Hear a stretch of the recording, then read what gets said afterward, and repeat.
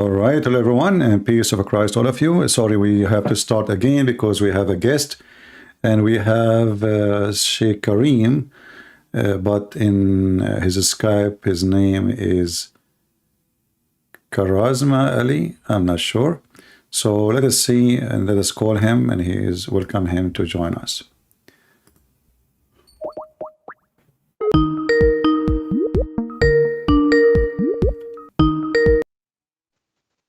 Hello? Hello, yes. Welcome, Sheikh Kareem. Is that your name or I'm wrong? Yeah, it's a title, Karzma Ali. Yes. Karazma Ali. Okay, so your name is Karazma Ali. نعم. أخونا عربي؟ نعم أتكلم العربية. يا هلا يا هلا. Yeah, hello. But we have to speak in English because, as you know, people who they are joining us here, they are, English-speaking people. Okay, I'm only seeing you. Well, I am in YouTube. Actually, we were live, and because they told me I was going to leave actually, but then they told me that you are trying to call me, and I am not online in Skype. So I decided to start a new stream. So we just start a new stream, and people soon will join us. We have already, soon we were like 1,000 something, and now, because I was leaving, but soon we will have a big number with us. So Sheikh Ali.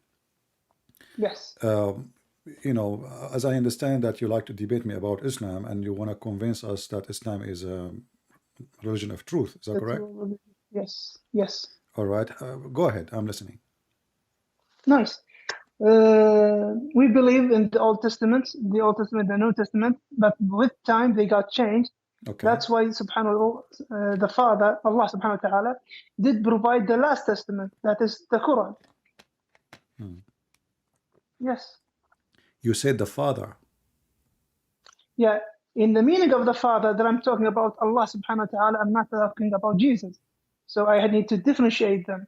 But so do you Muslim believe that Allah is the Father? In a sense that the Father is the Alpha and Omega in your own doctrine. That's why I'm distinguishing between Jesus. When I say a God, you will consider No, I'm not talking Jesus. about Jesus now. I'm saying, do you Muslim believe that your God Allah is the Father, the same as we call the Father the Father? Yeah, all the right. Father with the characteristics that the Alpha and Omega. Okay. We call him Allah subhanahu wa ta'ala. So that's why I differentiate between them to acknowledge that I'm talking about the Father. I'm not talking about anyone else. Yes. But as I know, the Quran says that the Christians and the Jews, they claim that they are the children of Allah and they are His beloved. Yes. But the Quran rejects that statement in chapter 5, verse number 18. Okay, can we open that? If we Sure. Chapter 5, verse number 18. Go ahead. A surah, do you know the surah? Al-Ma'idah. Al-Ma'idah. Okay, Al-Ma'idah. And by the way, if you feel comfortable to open your camera, feel free. It's up to you. It's okay. Yeah. When you open the camera, it's more indulging actually, that we can see each other. Subhanallah. Al-Ma'idah. No. 18. Verse. 18. 18. Okay.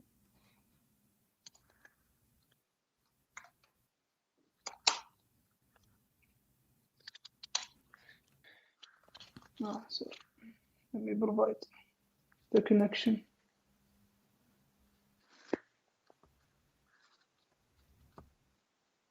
Okay, what does it say? You read. Go ahead. I'm still gonna log my laptop to the internet. The Jews and the Christian, they say, we are the children of Allah or sons of Allah and His beloved.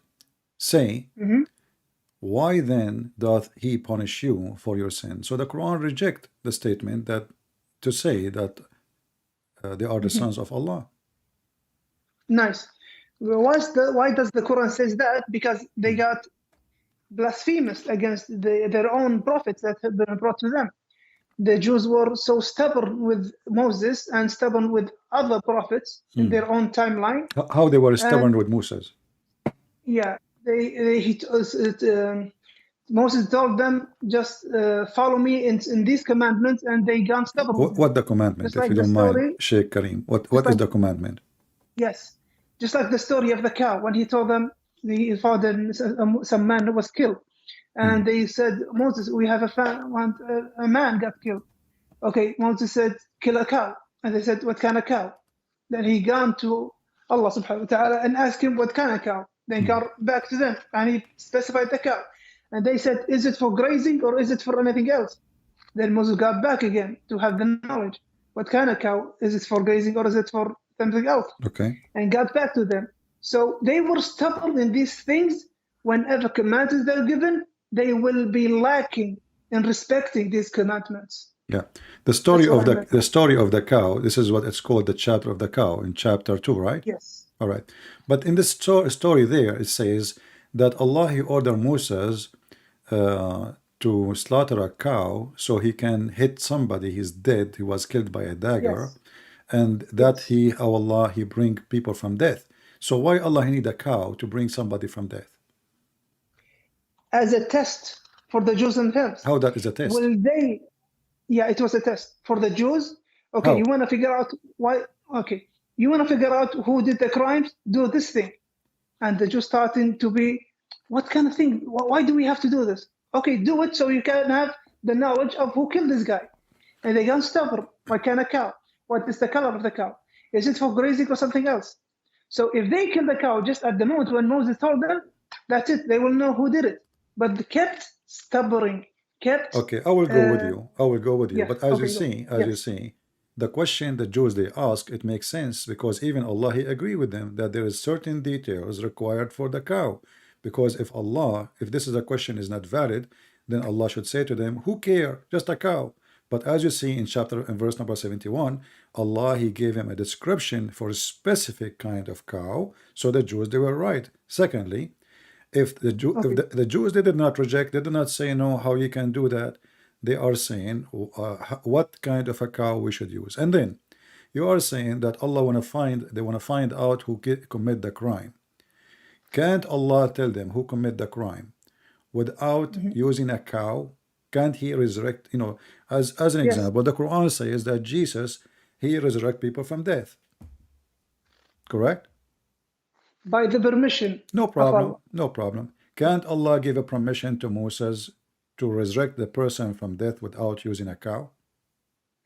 What the cow for? That was, yeah, okay. I'm with you. Couldn't Allah can do this? And from the beginning, and from the instant they found the body, okay, who was killed him, and he will resurrect him and tell them who killed me. Yes, I'm with you. But it was a test for the Jews. How that is a Will test? they? How that is a And test? now I show you.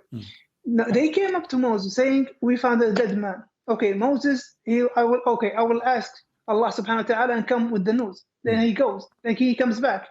He said, kill a cow. And the Jews gone, well, a cow? What is the cow? What kind of cow? What is the color of a cow? They going stubborn with Moses. If you just kill the cow and Moses will tell you who killed him, that's it. But That's what the test for the Jews. as you see, my friend, Yeah. as you see, Moses. One minute, brother. Go ahead. If I could finish. Go ahead, Thank sure. you. If they did what they got been commanded, that's submitting themselves to Allah subhanahu wa ta'ala, and that is the end of it. But they got stubborn. Okay, what kind of cow? What the color of the cow? Is it for grazing or something else? That stubbornness is what caused them to be away from the faith of Allah subhanahu wa ta'ala. All right. Yes. Okay, I got you. But as you see, Moses he agree that there is because he went to Allah and Allah did not say, neither Moses says what kind of a question is question. So he just says, okay, you need to know. Okay, so Moses agree with them that he should know more information.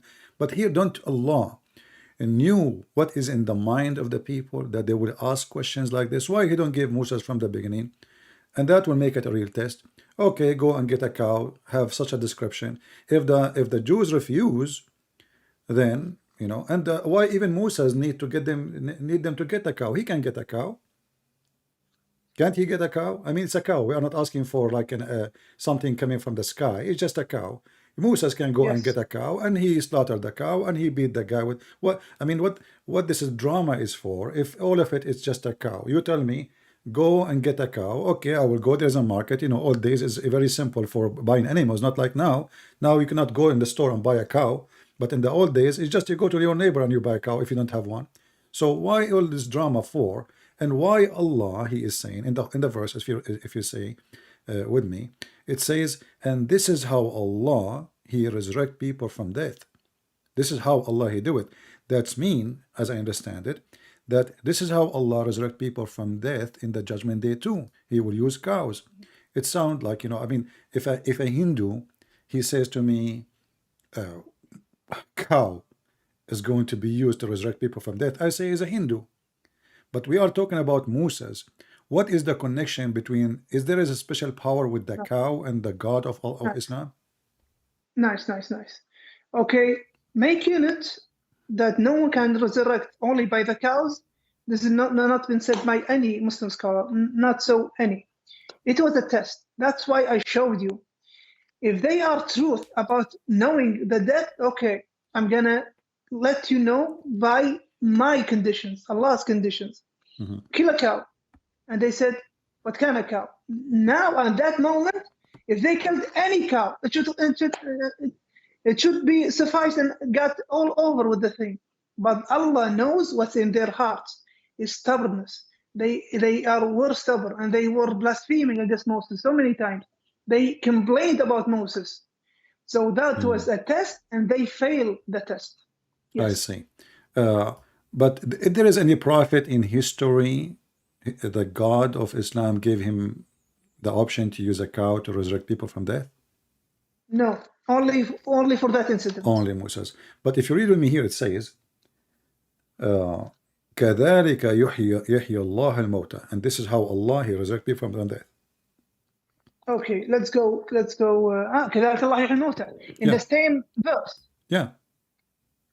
Okay.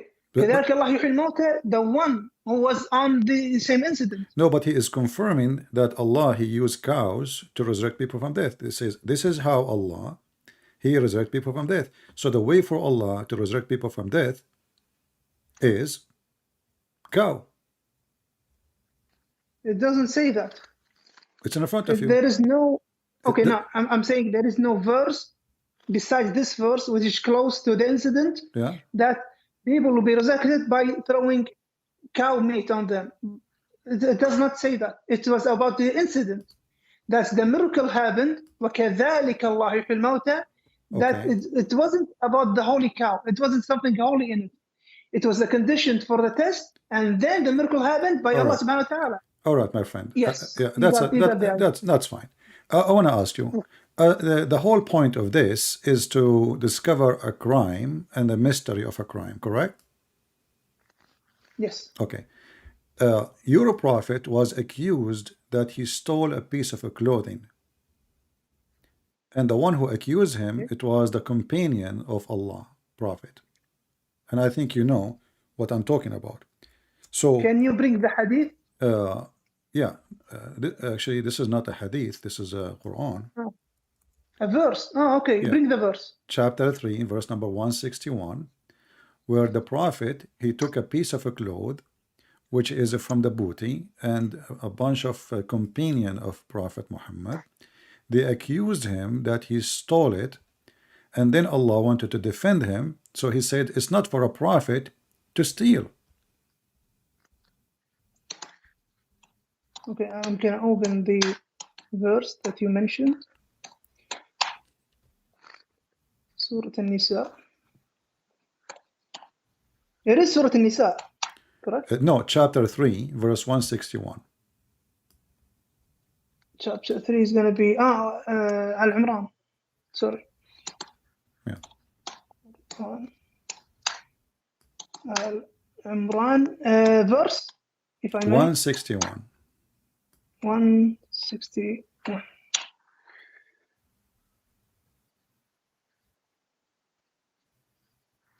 Okay.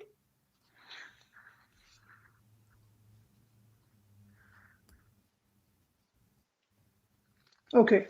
It's about the guess and the conjecture that the companion said. ونزلت وما كان لنبي أن يغل ومن يغلل يأتي بما غل يوم القيامة ثم توفى كل نفس ما كسبت وهم لا يظلمون. ونزلت لما فقدت قطيفة حمراء يوم أحد فقال بعض الناس in conjecture not confirming لعل النبي أخذها. Then the verse have been said that it's not the Nabi that who took it, confirming that he didn't took it. All right. That doesn't mean that the Nabi took it and they had the conjecture and then he returned it. Doesn't mean that. It's erasing, denying that what they thought of.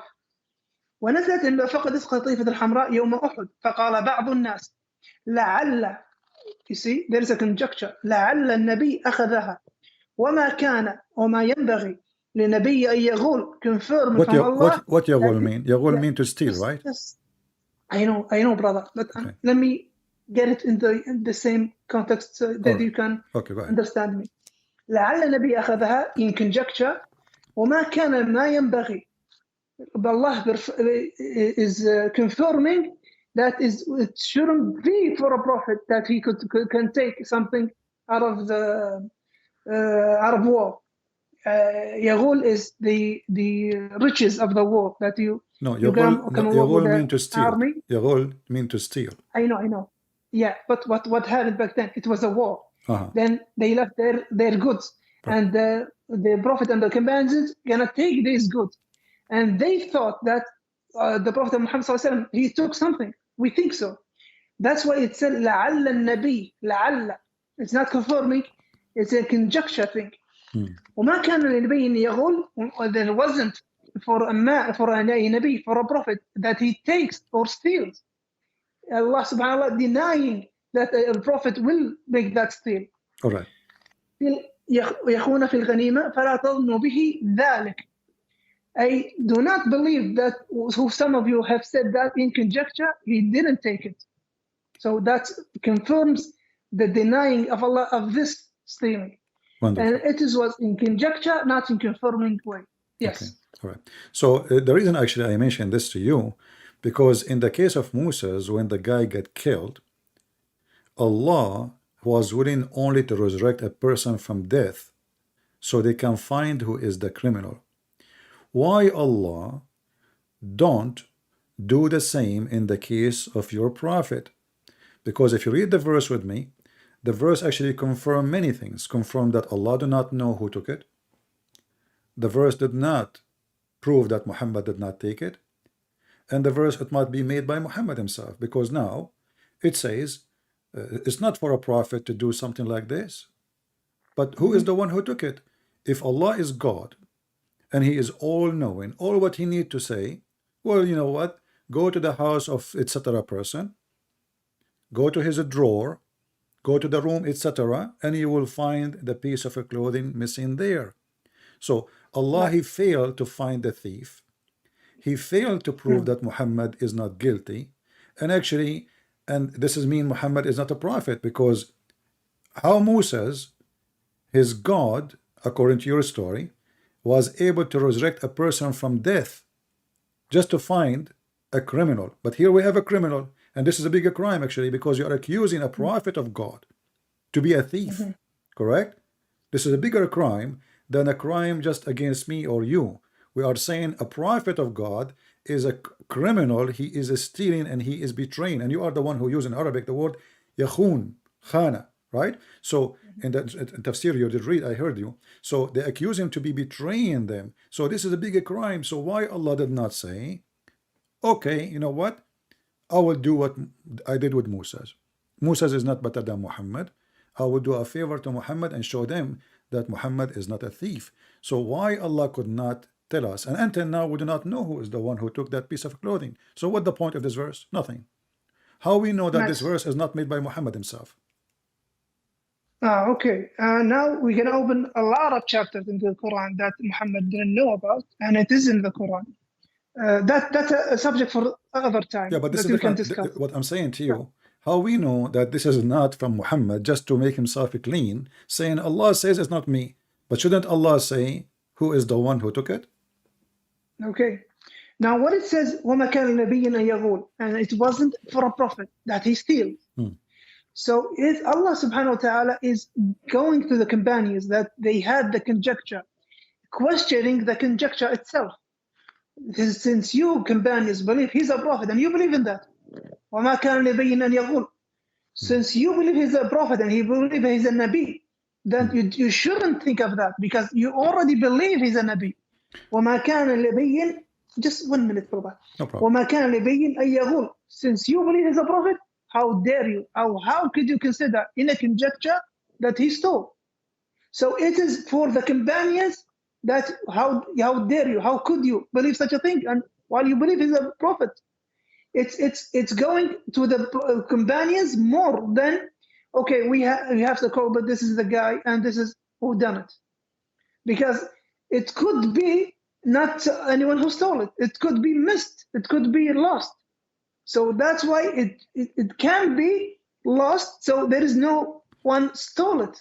Yeah, So this is a very good answer. Actually, I like what yeah. you said. You just Yes. said it could be that it's not Muhammad who stole it. It could be, but it could be it is Muhammad who stole it. So now the verse in front of us, you are assuming because you are a believer that okay, Allah he said, so Muhammad is not the one who took it. But if the one is talking is Allah, shouldn't Allah say to us to clear Muhammad with no doubt that it's not him who took it? Is it hard for Allah to mention a name of a person so we can find him, we can punish him, and nobody will accuse the prophet? Because as you see now, 1400 years after, and I am asking you, what is the proof that it is not Muhammad? You give me a verse saying it is not for a prophet to do that. But who said first he's a prophet? He claimed to be so. Secondly, who said that this is God talking to him? He claimed to be so. And now if I go to the court, Mr. Kareem, and if you are a judge and I'm accused to be a thief, and then I say to you, my God told me to tell you there is no way for a Christian prince to be a thief, you will laugh at me. Do you agree? You will say this is not a, you say what, this is not the proof. I say to you, my God told me to tell you, and here will go a verse from me which is God gave me, Christian prince is not for a Christian prince to steal. How that can clarify an issue like this? What is the evidence? So how come in the case of Moses, and you are the one who mentioned it, in the case of Moses, Allah he describe a cow, bring the cow, slaughter the cow, it have to be a specific kind of cow, beat the guy come back from death, he speak for a few minutes, and then he die. He just told them the name of the guy who killed him, and he died. Here, the story is very simple. A person, he took a piece of a clothing. Allah and Muhammad, they fail to clear the reputation of Muhammad, for until now we do not know who took the piece of a clothing. What do you think? Nice.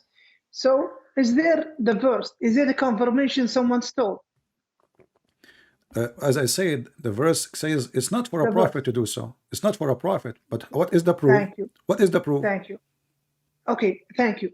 So the verse doesn't state someone stole, and it wasn't Muhammad, and there shouldn't the prophet steal. It wasn't that. It was missing. تفسير الجلالين ونزلت هذه الآية نزلت لما فقدت قطيفة حمراء, the red clothing. Okay. When it got missing, some of the فقال بعض الناس لعل, even conjecture, not confirming, لعل النبي أخذها. So Allah directs his speech to the companions, since you companions believe he was a prophet. ما كان النبي أن يغول. It wasn't for a prophet, for a Nabi, that he steals. So it is hitting the conjecture more than that Muhammad is not he's the culprit. So it was lost, not in the sense of stole. Someone stole. Yeah, but you see what I mean? But here what I'm saying, look, I understand that you are a believer and you are trying to convince me of what, but you are repeating the same thing. Remember, first of all, we are talking about a piece of clothing, and then we have God who created this whole universe is involved now. Shouldn't Muhammad, first of all, have no companion? I mean, what kind of companions? They accuse their prophet, the best man of them, that he steal. You see, imagine if Peter accused Jesus that he is a thief. Imagine that John accused Jesus that he stole a piece of clothing. Imagine that any of the disciples of Jesus, they accused Jesus he stole iPhone. That will be a very horrible thing, because if the companion accusing their best man to be a thief, then we need to ask ourselves what kind of a group they are, and why the prophet was even a suspicious person by his own followers. Those are not the Jews, those are not the Christians, those are not the enemies, those are the companions who just came with him from war, accusing their best leader to be a thief. And I don't want to be offending you, but it appears like all of them, they are thieves, and now they are fighting over a theft. And now the God of Muhammad, he failed to prove that Muhammad is not a clear, and all what Muhammad he came to us with, Allah told me, it's not for a prophet to steal. Let me ask you, Nice. is it okay for a prophet to lie? Okay, can I address what you ahead. just said Go ahead. before the question? Thank you. So you say there was an accusation. Can you find that accusation in the tafsir? You just told me the accusation. No need. That's it. I agree with you. Okay, I'll show you. I'll show you what's No, actually, I agree with you. No problem. I know all the tafsir. But yeah, nice. but I need doesn't to change. show you But doesn't because- change anything. Okay, go ahead. No, I'm going to tell you why it does change a lot of All things. right. Does this switch to other front of the camera? Can I switch it? If you want, you can tell me okay. what interpretation you want, and I can. All right, go ahead. Yeah, it's Tafsir okay, let me get Al-Jalalain. Okay. Shit like this. Okay. Yeah, I'm in تفسير الجلالين. Yeah. ونزلت لما فقدت قافيته الحمراء يوم أحد. Okay. فقال بعض الناس. Someone have said. لعل. So لعل is same as an accusation. Accusation will be the prophet took it. But لعل is might be. So there's a difference between an accusation and a conjecture. And in the bounties of war, Prophet Muhammad ﷺ, there is a percentage for him, and there is a percentage for the Muslims. It will be divided between them. And Muhammad ﷺ does have a percentage for him from the goods of the war. So they say maybe Muhammad took it for his percentage. Yeah, let me. I have a Jalalain. Just to switch the camera to yourself. I have a Jalalain in front of me. It says, Go. ونزلت لما فقدت قطيفة حمراء يوم أحد. Yes. فقال بعض الناس لعل النبي أخذها وما كان ما ينبغي لنبي أن يخون الغنيمة.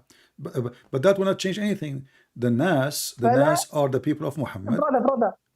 Brother. فلا تظنوا.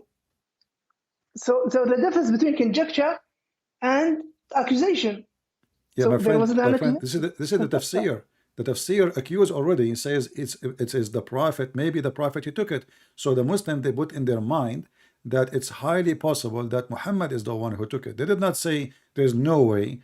And as you see, the story became so serious to the point Allah himself is involving in the story.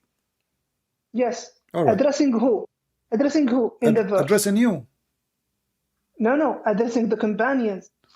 وَمَا كَانَ لِنَبِيٍّ أَن يَغُولَ. Exactly, addressing you. I mean, addressing you, the Muslims, the companion. But that's mean the companion is the one is accusing the prophet to be a thief.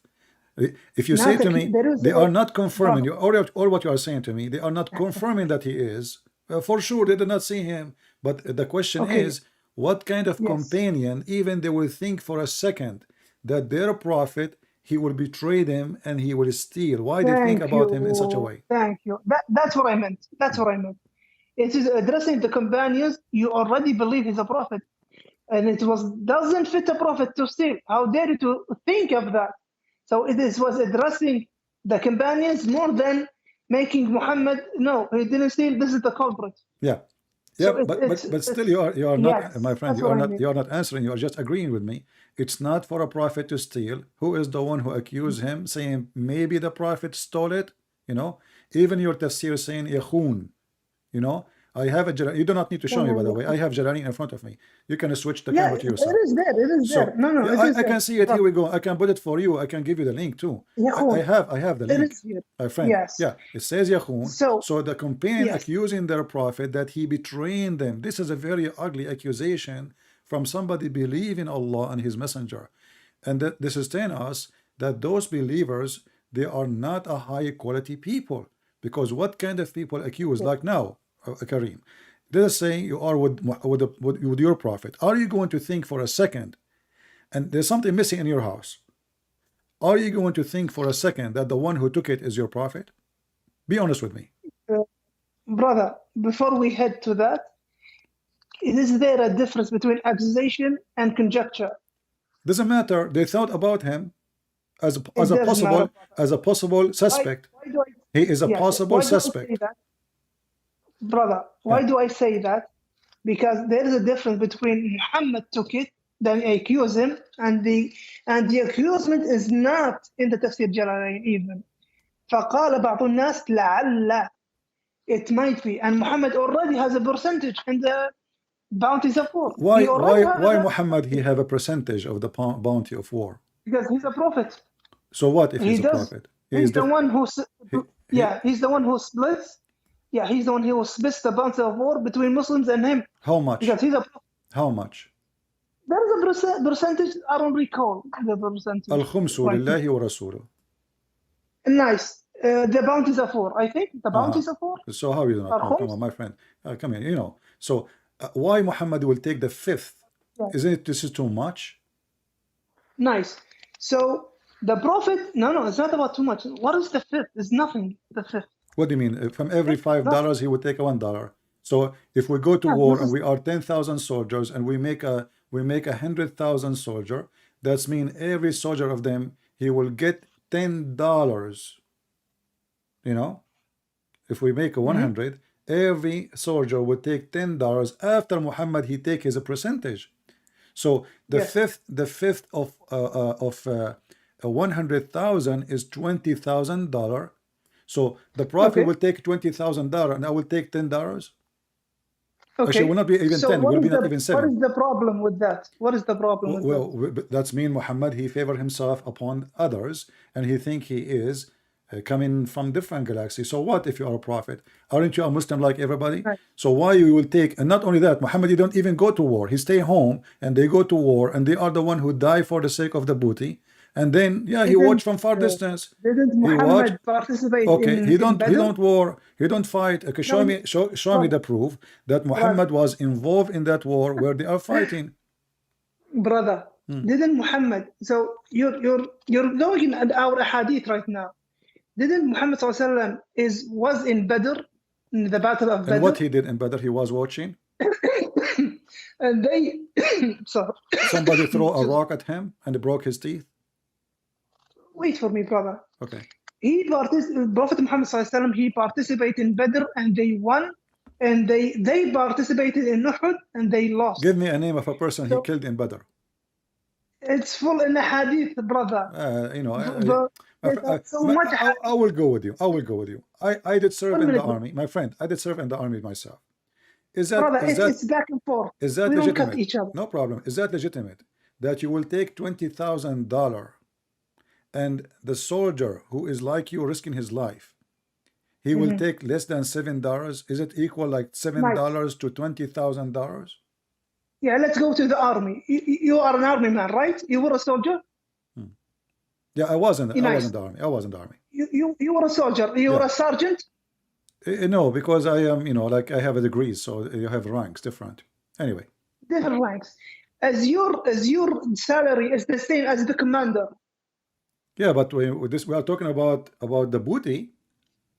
You see the difference? Yeah. Why? Because the commander is the one who leads, is the one who gets everyone ready, and he's the one who gets everyone in line. The commander, maybe his salary is twice more than me. Twice more than me. Twice. If I may finish. Okay. If I may finish. The commander is the one who's responsible for the loss, for the win. So the commander takes most of the things, the khums. And why is that? Because he is the one who's gonna be responsible for losing or winning. He's the one who leaded everyone. He fought battle with it in against the mushrik. Okay. And there's another thing. If Muhammad ﷺ didn't have that income, shouldn't he go grazing animals and being a shepherd and being going the markets asking to buy things and trade? Well, So that income made him sufficient to spread Islam and have his whole time for the Muslims. Okay. For their questions, for their yeah. So you are saying to me that a soldier who is a Muslim, it is sufficient for him to take a salary of $7, but the Prophet, it's not sufficient to him to accept less than $20,000 because the soldier too, he is a full-time soldier. He is fighting for him, risking his life. So if Muhammad is a prophet full-time, that guy is a soldier dying full-time too, and then he have a family too, and he have kids, and Muhammad don't have kids. Muhammad, obviously he gets so rich, he's so wealthy to the point he have 13 houses, and every house have many servants and slaves. So Muhammad, he favor himself. And the reason I'm trying to say to you, because all false leaders, they favor themselves in two things, major things: money and sex. And I want to ask you straight a question, my friend. And by the way, you are a nice person. I really welcome you. I'm so happy to have you. And please don't be offended. Don't be offended of what I'm saying to you. But this is my belief. All right. So cult leaders, they favor themselves always in sex and money, and they want from their followers two things: sex and money. So they will have a privilege in the money, and they will have a privilege in sex. Do you agree with me that Muhammad, he have a privilege in both? Okay, let's go by that. So Muhammad marriages were 9, and the most 13. Of the marriages 13, and no, 9 wives. 13. Not 13, brother. 13. No, 9 wives. Yeah, you can count them for you. Go back and study it. He had 9 wives. I'm sure you can check it yourself too. I already checked, brother. Okay. Besides the number, it's okay. So most of his marriages were coalitions between the tribes. That he married the daughter of that tribe, and he married the daughter of this tribe. It was the only one, Aisha, was the youngest of them that he married. So if he was looking for, just as you said, intercourse, or he wanted so much women, shouldn't he busy his will all as young as he wants? And he didn't do that because they were old. They were old as him, or older than him even. His first wife, Khadija, was older than him.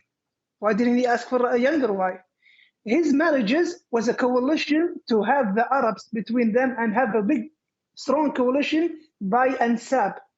I have a nasab over that tribe. I have a nasab over that tribe. They will make me victorious. They will defend me. That's why he had so much women, but only one is young. That's a very good point, actually. Now, saying, thank you. Yeah. Now let's go. But let me stop here. Let me stop. No, just we will continue. We'll continue. I promise you. We'll continue. Okay. But you just say it. But I have a point. Okay, go ahead. I really do have a point. Okay. Now, the Christian Crusaders and the king is above this army, and he goes in vain.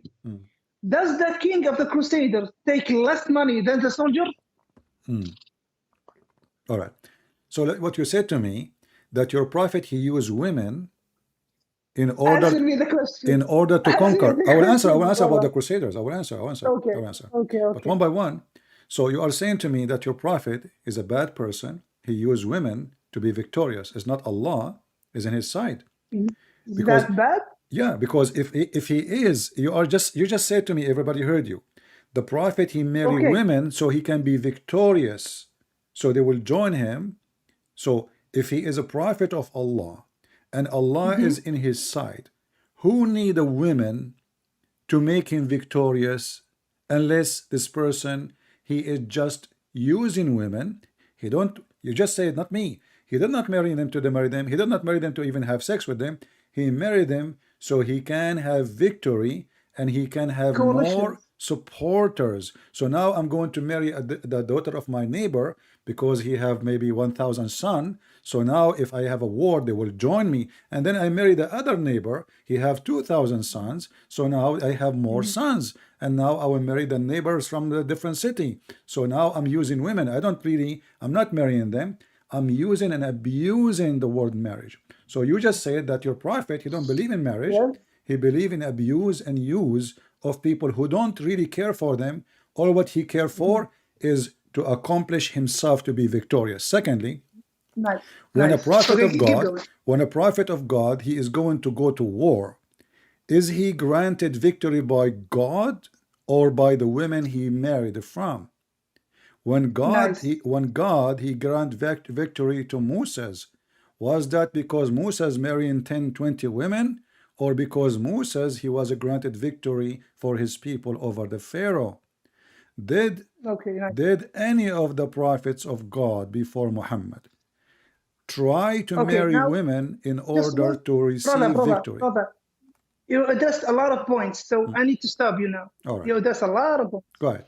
Now I need to understand when I said coalitions, did you understand that coalitions? Tell me, what is it? That the head of the tribes, the head of this tribe, I'm marrying his daughter, so I can spread Islam and have a coalition. When Muhammad ﷺ started his da'wah in Islam, he was a one man. Then he has a second, Abu Bakr. Then by time they gone further. And then by winning coalitions and marrying the head of the tribes, Name for me one. marrying Name for me one. the daughters, just one minute, brother. Marrying the daughters of the head tribes, it will make him stronger. And it was stronger for him. Right. And it made him win wars. So it's not something that is bad. No, he stayed coalition. That's good for Islam. They became Muslims. He had the coalition. He had soldiers to defend Islam. No problem. That is so now if I am just one minute. There is another point. There's another point. Now I'm just a view on this thing. The other thing you just said that Moses didn't marry. How many wives did Moses have? You tell me how many. Not considered. Thank you. How many? But what was one of them? No, the tell me how Shu'aib. many. Did he marry women to go for war? Then did he have a lot of wives? He did. How many? Tell me. No, I don't know. You tell me. I'm learning from you. Okay. He had a wife from the Prophet Shu'aib. You know Shu'aib? Where do you get this from? Yeah, this is the Quran. Okay. That he married. Who care about the Quran? Daughter of the Prophet. Okay. And that Hold on. Even if you say so, did Moses use women to accomplish a mission?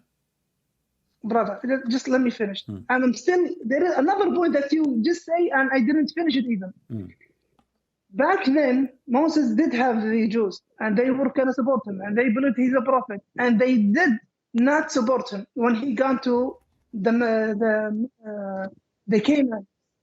Canaanites. The Palestinian. And he told them, let's go. The Palestinian. Yes, your God is the one who ordered Moses to kill the Palestinian. No, the Jerusalem was occupied by the Canaanites, and Moses was Well, those are the Palestinian.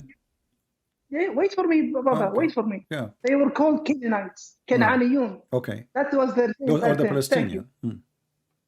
Can'aniyun. That was the name for them back then. Okay. So he took the Jews and he said, "Okay, we're gonna fight. We're gonna have a war."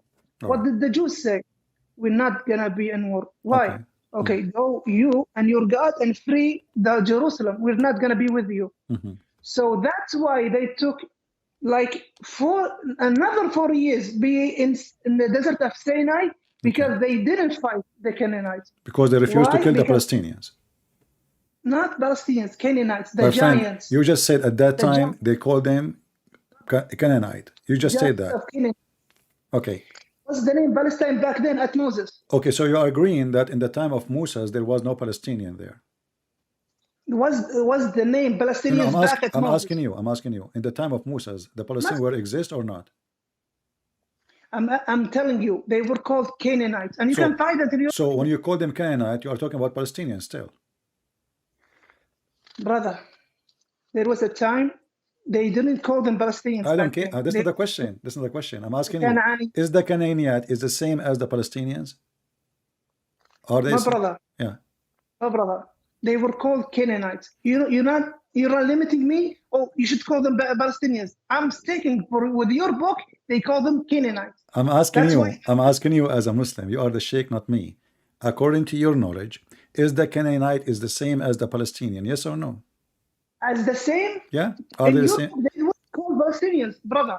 In your book, they weren't called Palestinians. So when I'm asking you. they, I'm asking you. wait, Are they the let me same answer. people or the Let me Palestinians? answer, brother. Just what if I could take 1 minute? Uh-huh. If they were called Palestinians back then, that the book will reveal they were Palestinians. But what they are names back in that time, Canaanites, Canaaniyun. Okay. So I'm going straight with your book. All right. I'm Okay. not going for anything else. Okay. That's wonderful. But Because look what happened now. brother, Okay. because your book is what you believe in. That's what I'm bringing from your own book. Uh-huh. Yes. Okay, but what does this story have to do with my question? I ask you, did any prophet he use women to have victory? When I said Moses, I said, did Moses use women to have victory over the Pharaoh or any of his enemies? Did any prophet he did marry 1,000 women in order to make victory?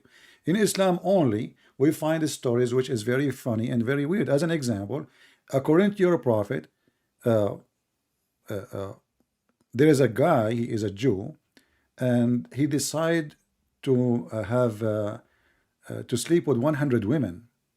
So in the morning he will have 100 kids, and then they will go and do jihad. So you see, this logic only work with Muslims. So my question is for you: when you said to me that the prophet did not marry women for the sake of marrying women, he married women for the sake of establishing Islam, and this is your words, establishing Islam.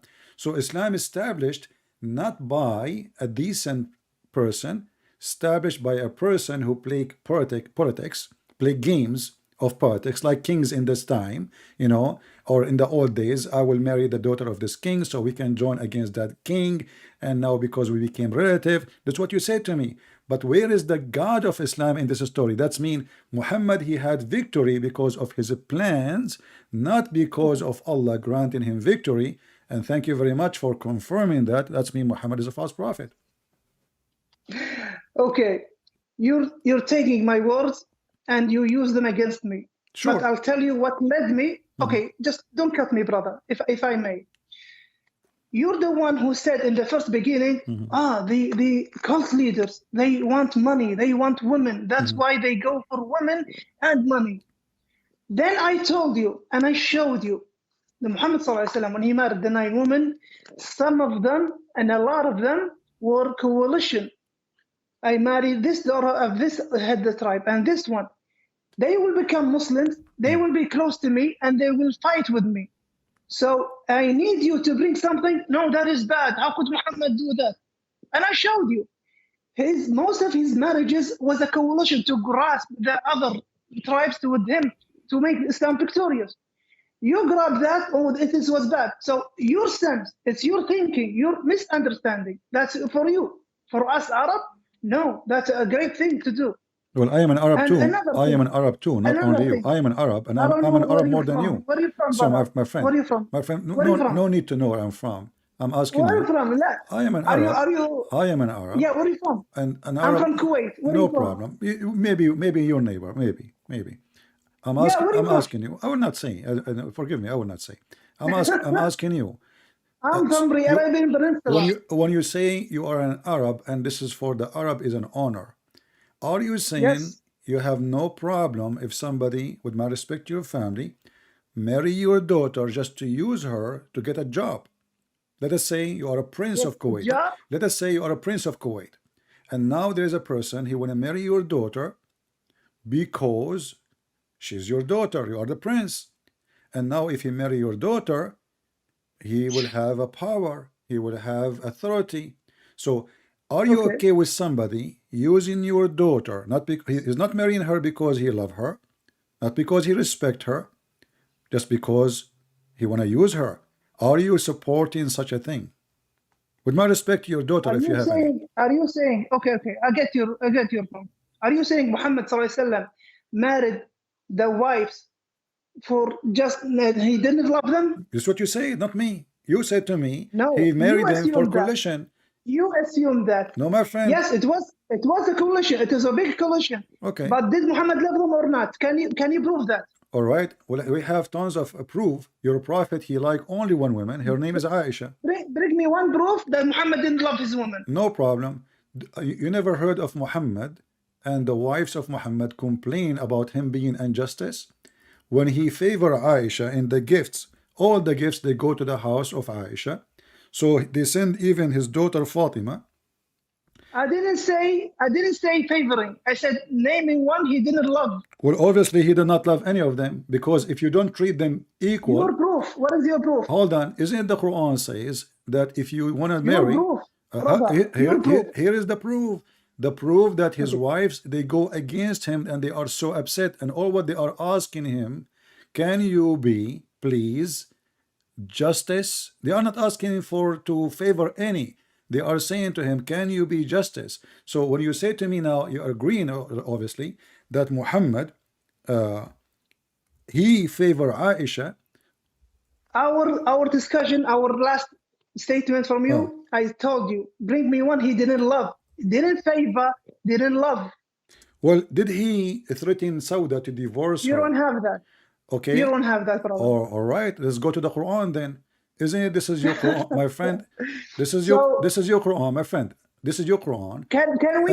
You didn't bring a proof for that. Okay. Can we acknowledge that? I will give you proof. Here we go. I will go to the Quran. I will not even use Hadith. I will use the Quran. Okay, there we go. So your prophet, he stopped going to the house of Sauda. Why? Because now she is not beautiful, and now he like the young ones as usual. Can you bring a verse? In chapter 4, verse number 128.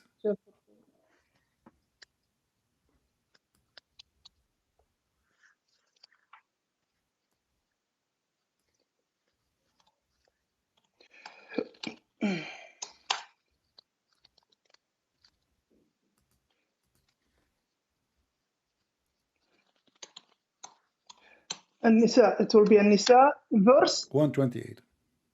128.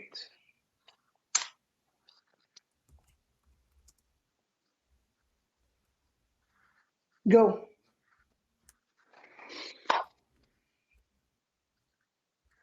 Go, brother.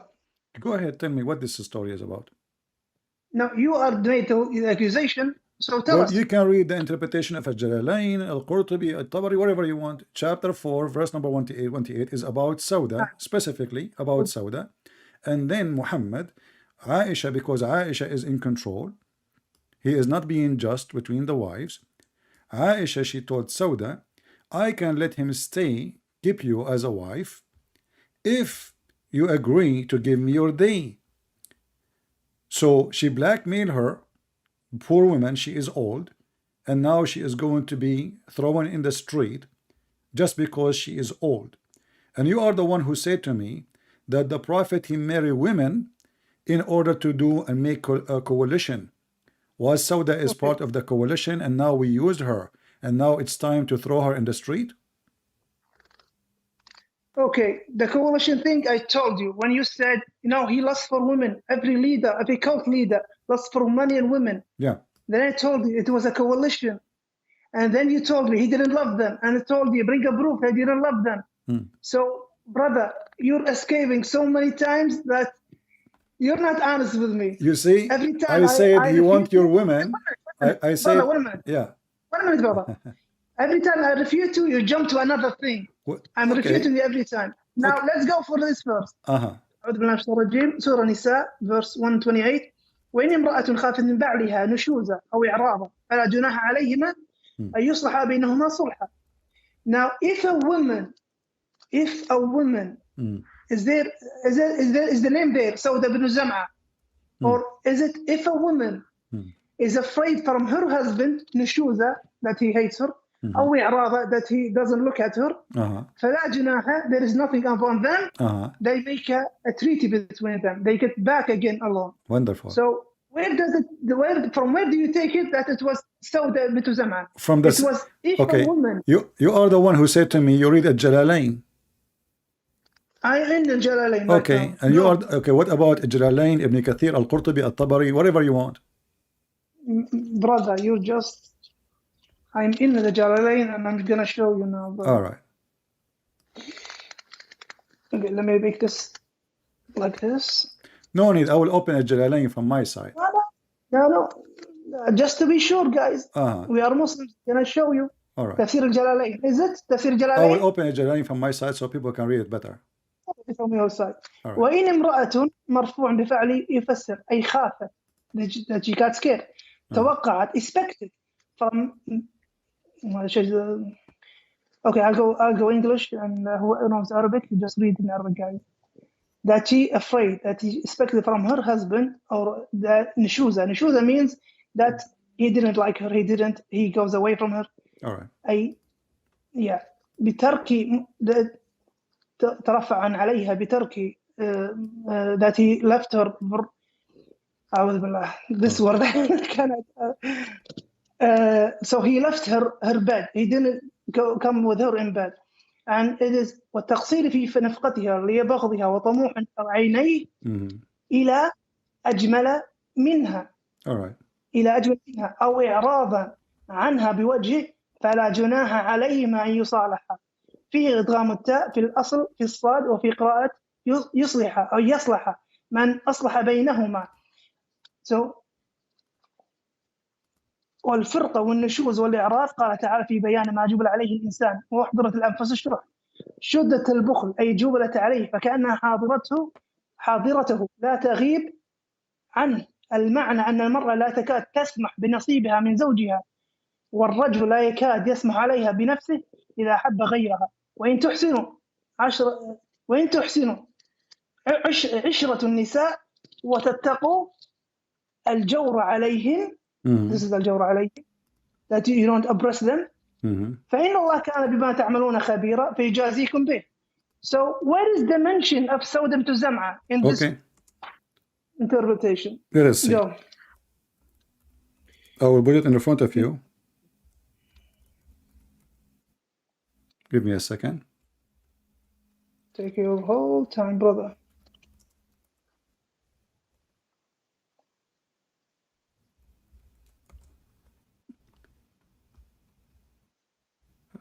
Let's see.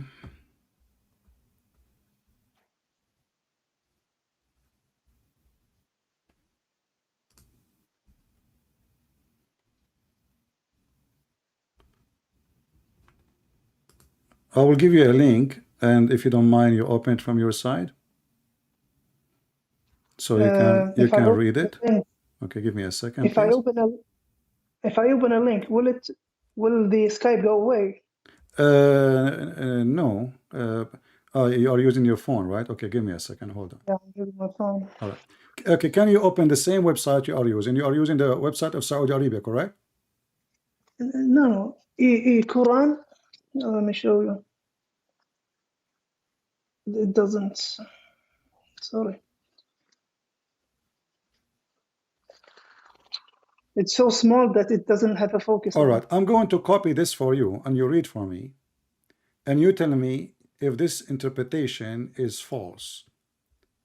Go. And here we go.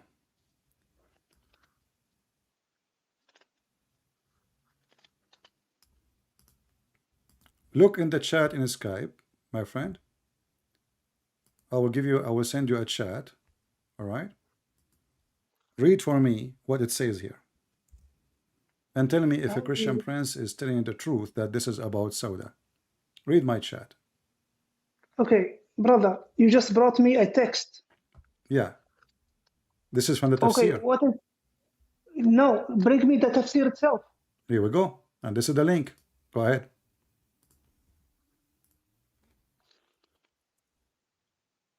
Open the link and read it. And take your time. And this is the official government website of the Kingdom of Saudi Arabia. No, don't give me Saudi Arabia. Bring me a Sheikh. Why not Saudi Arabia? Because Saudi Arabia is a Sheikh, is a Ibn Kathir. This is Ibn Kathir. This is Ibn Kathir. Yes. If you say Saudi Arabia, no, I won't take it. I want the Tafsir Ibn Kathir. Okay, Ibn Kathir. I gave you Ibn Kathir. Yes, not the Saudi Arabian version. My friend, okay, give me Ibn Kathir, your version. Go ahead. Okay, let me. Why do I bring another tafsir from my end?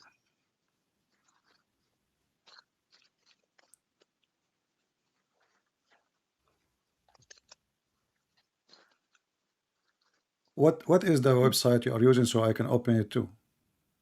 Quran. E-Quran? Okay, let me just write here tafsir. Tafsir. Where is it?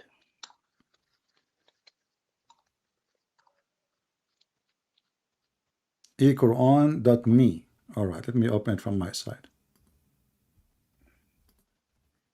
eQuran.me.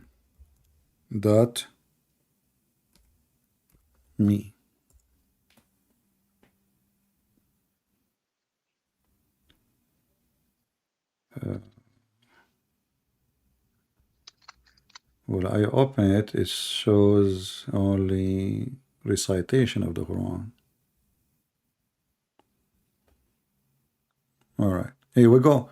Do you see it? It says فلما كبرت ولهذا لما كبرت سودة بنت ذمعة عزم. You see it? It's in front of you. You said to me, where it says that? Where do you get this from? It's in the front of your face. So she made her give her day to Aisha.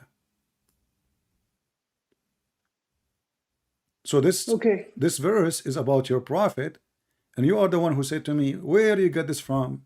Where? There's no way the prophet. This is not about the prophet. You rejected that totally, and I can show it to you from 100 tafsir, not only one, not only two, not only three. And this is even there's a hadith in Sahih al-Bukhari about it. يقول تعالى مخبرا مشرعا من حال الزوجين تارة في حال نفور الرجل عن المرأة وتارة في حال اتفاقه معها وتارة في حال فراقه لها. فالحالة الأولى ما إذا خافت المرأة من زوجها أن يغفل عنها ويعرض عنها فلها أن تسقط عنه حقها أو بعضه من نفقة أو كسوة أو مبيت أو غير ذلك من حقوقها عليه وله أن يقبل ذلك منها فلا حرج عليها في بذلها ذلك له ولا عليه في قبوله منها. ولهذا قال تعالى فلا جناح عليهما أن يصلح بينهما صلحا ثم قال والصلح خير أي من الفراق وقوله وأحضرت الأنفس الشح أي الصلح عند المشاحة خير من الفراق. ولهذا لما كبرت سودة بن زمعة عزم الرسول الله صلى الله عليه وسلم على فراقها فصالحت على أن يمسكها وتترك يومها لعائشة. So the Prophet Muhammad صلى الله عليه وسلم he wanted and he commanded Sauda bint Zam'a, let the day Aisha is before you. So what is the problem with this? It says why you said to me first that this verse is not about Sauda and about Muhammad. Did you say that? You deny it totally. So it is about Sauda. It is about Sauda. No, it's not about Sauda. It's an incident happened for the same verse. No, it says about Sauda. This verse, go to the book of Asbab al-Nuzul. This verse came down because the Prophet, he decided. If I may, brother, if I may just talk it, and then you can repeat after me. The whole verse doesn't say Sauda and the Prophet Muhammad as a text. It doesn't say that. It says about someone, a man. Wait for me. It says about a man and a woman that there was no, there was i'rad, or there was she is afraid from her husband that he looked after someone who is much beautiful than her. Is that the case? In Muhammad صلى الله عليه وسلم case, then he brought something that happened. والصلح خير أي من الفراق. صلى الله عليه وسلم لما كبرت سودة بن زمعة عزم رسول الله صلى الله عليه وسلم على فراقها. That he will divorce her. فصالحته على أن يمسكها leave me وتترك يومها لعائشة. Okay, just leave me and my day when you should come to me, I leave it to Aisha. فقبل ذلك منها. And he وابقاها على ذلك. So what's the wrong with this? But as you see, this is about Sauda. You keep saying to me, this is about Sauda. is the verse for everyone, and there's an incident that happened No with the problem, Prophet. but this verse came because of Muhammad. And now you say to me, show me the proof that Muhammad, he did not like his wives, or he was not fair to his wives, and or he, you know, he only liked certain wives, like the young ones. Here we go. This is a great example. She is old. She became heavy. She became old. And why Muhammad will go and sleep with the old women when he have a small, young, little child like Aisha? And look what happened now. Look how ugly even more.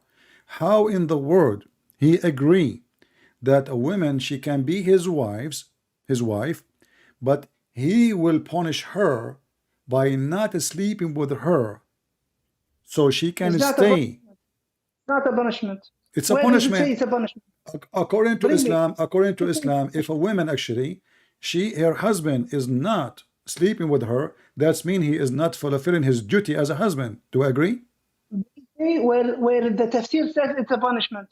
Bring me. Well, here we go. The woman, she did not choose that, but you know, she is afraid she will be homeless. Your prophet, he married her when she was younger, and now he will dump her in the street because now she's old. And now Aisha, she took advantage of this point. She said to her, listen, I'm going to keep him. I will convince him to keep you. You keep me.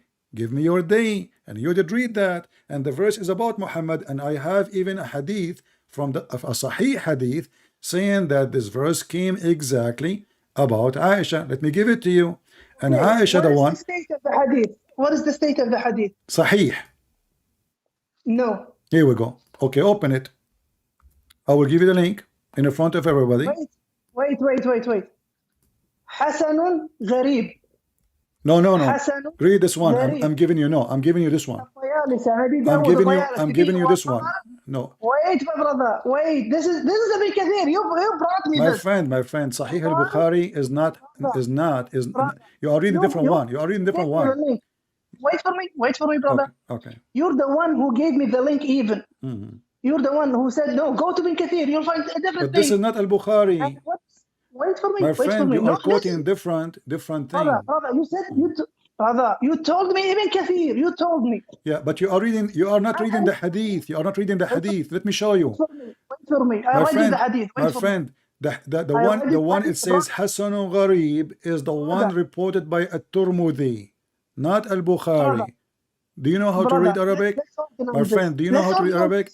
I have it in front of me. It says ورواه الترمذي عن محمد بن المثنى عن أبي داود الطيالسي به وقال حسن غريب. You are reading different hadith now.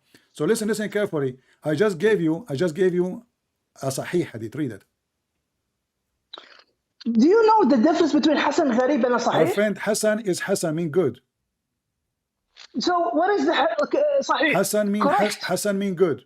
And now I gave you another hadith. I just gave you a link. Other hadith. My friend, I gave you.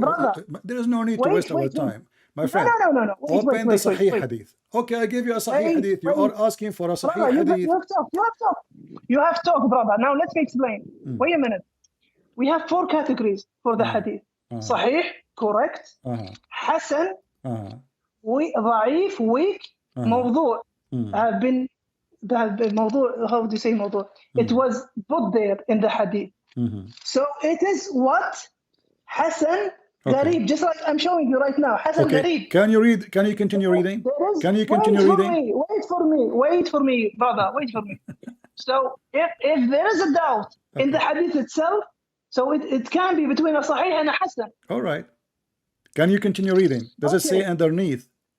فلما كبرت سودة بنت دمعة وفي الصحيحين, in the authentic, read it.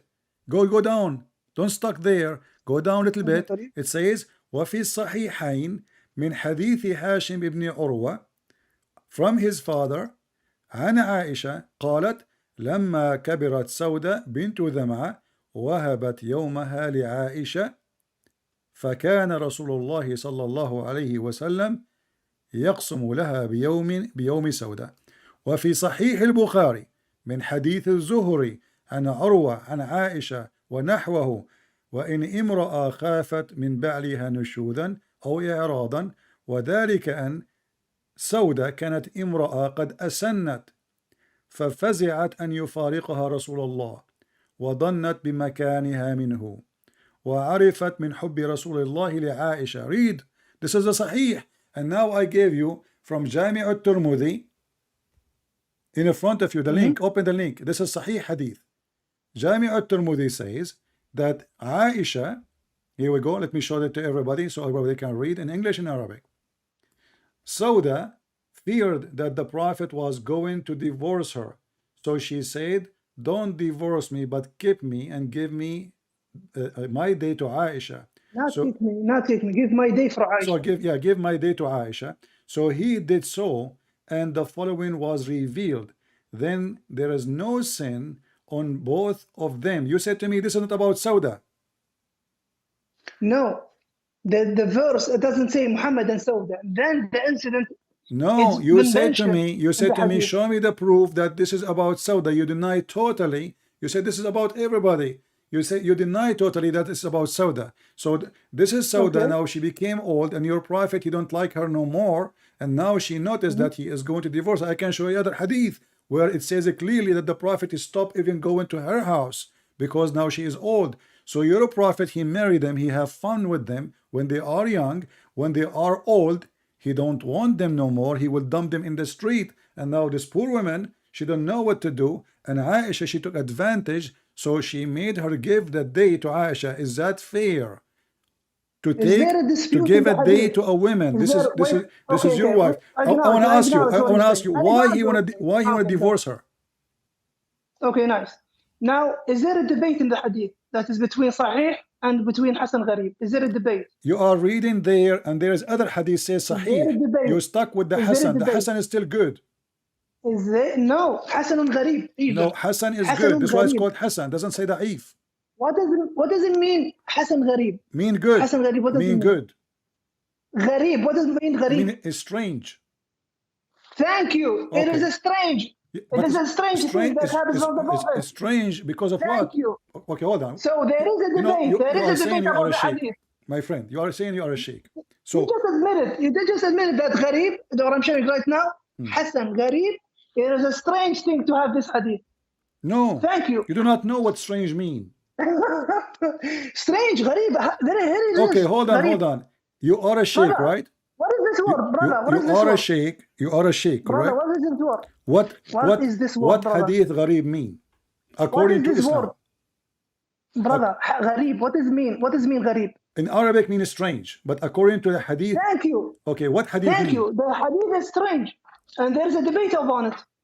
No, hadith gharib mean that it's reported. No, you see, you are claiming to be a sheikh, but you do not know what it's mean. Like it says here that this person, he reported the hadith from, and this person cannot be like is not a person who report hadith usually. So he is the gharib, he is the strange. It's not the hadith is a strange, and even if the hadith is strange, the hadith after it says it's sahih. So look what you did. Look what you did. You are like a person. You are like a person now. He went inside the wall, and the wall have 1,000 nails. We did acknowledge, guys, brother. Then we do acknowledge right now there's a debate upon the hadith. No, Sahih al-Bukhari. Do you see Sahih al-Bukhari? You are reading different hadith. In the Bukhari. No, al-Bukhari is not gharib. The hadith al-Bukhari is not gharib. So there is a debate upon it. No. My friend, is al-Bukhari is a gharib hadith? There is a debate, brother. Huh? There is. Is al-Bukhari? You are reading different hadith. I just made you read the second one. You are stuck with the first one. Brother, you are like a person who is drowning, and now you are stuck with this one. It says gharib. It says gharib. But the second one is Sahih al-Bukhari. It is Sahih. And hold on. Does it say in the front of you, وَفِي الصَّحِيحَيْن, in the two authentic, does it say, وَفِي الصَّحِيحَيْن, min hadithi Hashim bin Urwa, does it say in the Sahih or no? Thank you. Can I respond now? Yeah, does it say Sahih or not? Thank you, brother. Just don't cut me, brother, if I may. So there is a dispute. No, there's no dispute. Wait for me. You are stuck with that one. You see, you are trying to escape. I am giving you. Forget about this one. Does it say in the Sahih that it says this? I'll wait again, brother. My friend, why you stuck with that one? Why you don't want to read the one which it says clearly it is Sahih? I'll let you talk. You finished? Why you don't want to answer? Does it say sahih or not? Can I speak now? Go ahead. Thank you, brother. Now, in the Tayalisi, الترمذي ورواه الترمذي عن محمد بن المثنى عن أبي داود طيالسي به وقال حسن غريب. So there is a dispute between a sahih and a hasan gharib. Okay, you know what? A hadith, This one is throw it in the garbage. This wait one, for me, brother. my Wait friend, for me, brother. my friend, this one you throw it in the garbage. Please throw it in the garbage. What about the second one? Is it sahih or not? Can you wait for me, please, brother? Is the second hadith a sahih or not? Just like I waited for you. I wish that you have the same patience. But because you insist, you're stuck there. You don't want to move. Okay, can I finish my talk? Okay, I will, you know, my friend, I agree with you. That's it. It is gharib. But is the second hadith sahih or not? Can I finish, brother? Can I finish? Oh boy. Okay, go. Thank you, brother. Let me finish, and I'll listen to you. And I listen to you so many times. All Just patience, brother. Go ahead. So, عن الترمذي ورواه الترمذي عن محمد بن المثنى عن أبي داود الطيالسي به وقال حسن غريب. So there is a dispute in the hadith. Okay. Is it حسن غريب or is it a sahih? A scholar al-Bukhari says it's a sahih. The others, الطيالسي, الترمذي, and there is a narration about Ibn Dawood about the Tayalisi that he says it is Hasan Gharib. So since there is a dispute, then the authenticity of the hadith is questioned. Now we will leave that dispute between them. Now, when you bring a verse, now the Quran, or let's say my biggest argument is not the hadith. My biggest argument is the Quran. Can you bring something from the Quran that contradicts the Quran? All right, but I just gave you a link. Can you open it? Brother, bring a verse and I'll open the I just verse. gave you a link. It says that the same hadith you are arguing about is sahih. Secondly, I ask you, is the second line, it says al-Bukhari, it is authentic? It says authentic. So this is what you do. You are stuck with the one which you think is going to help you. But in the same page, it says according to the Sahihain, which means not only one Sahih, which means al-Bukhari and Muslim.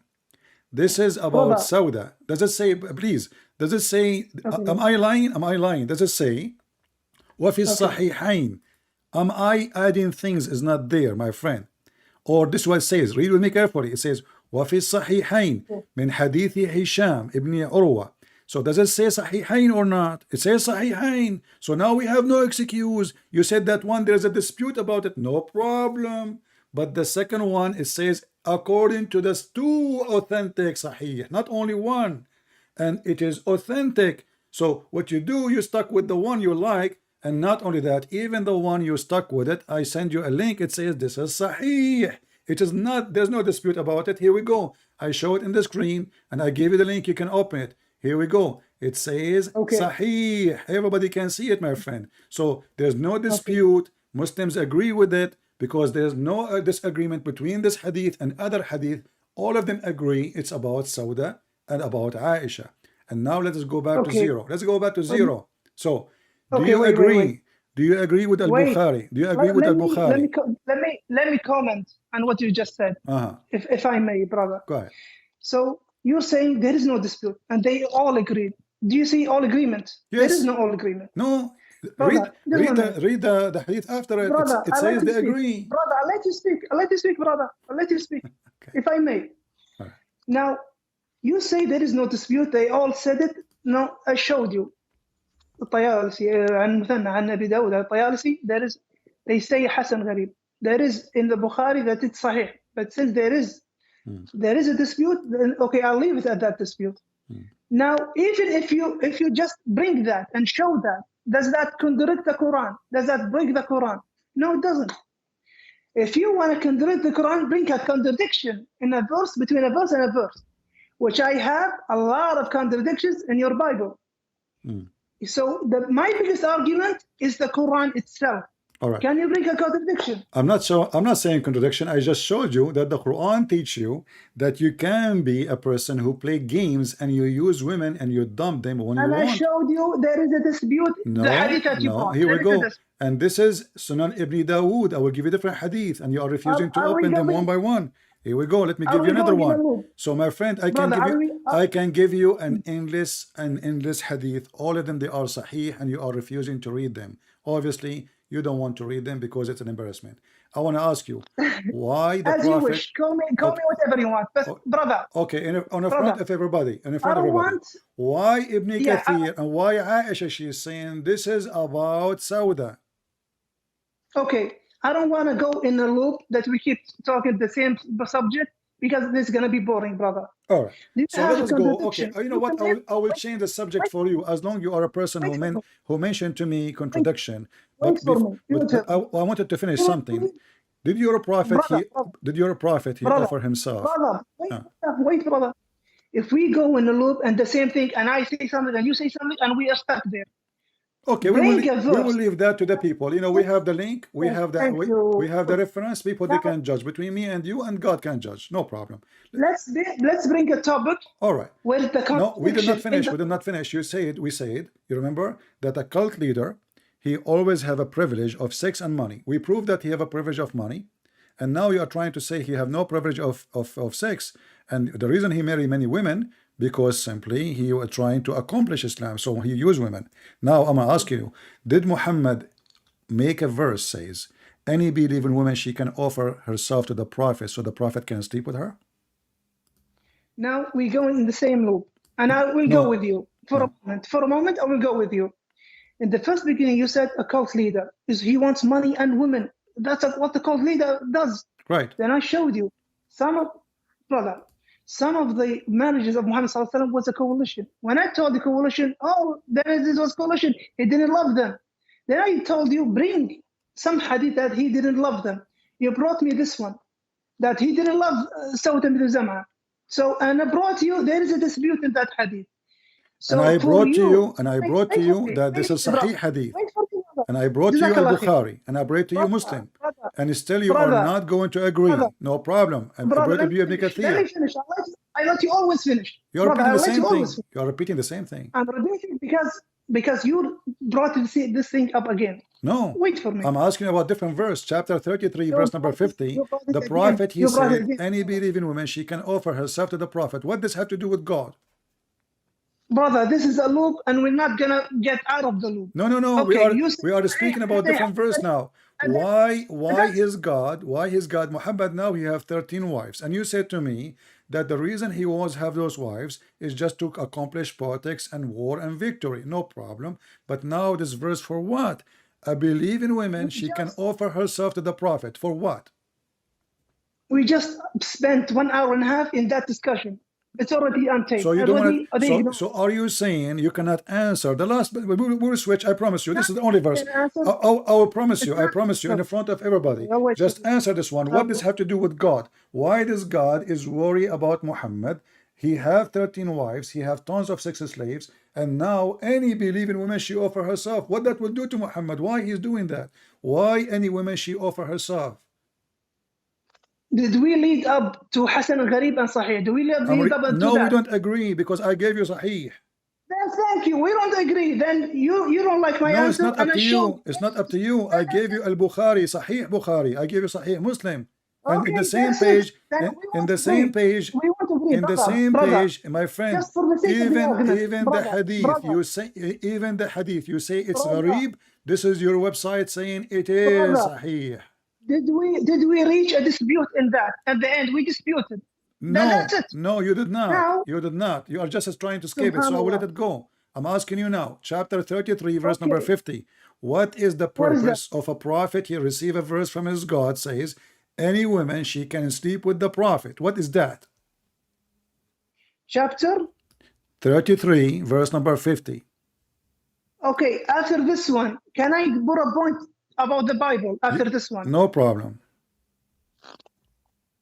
Okay, let's go. Chapter 3. 50. 33, 50. 350.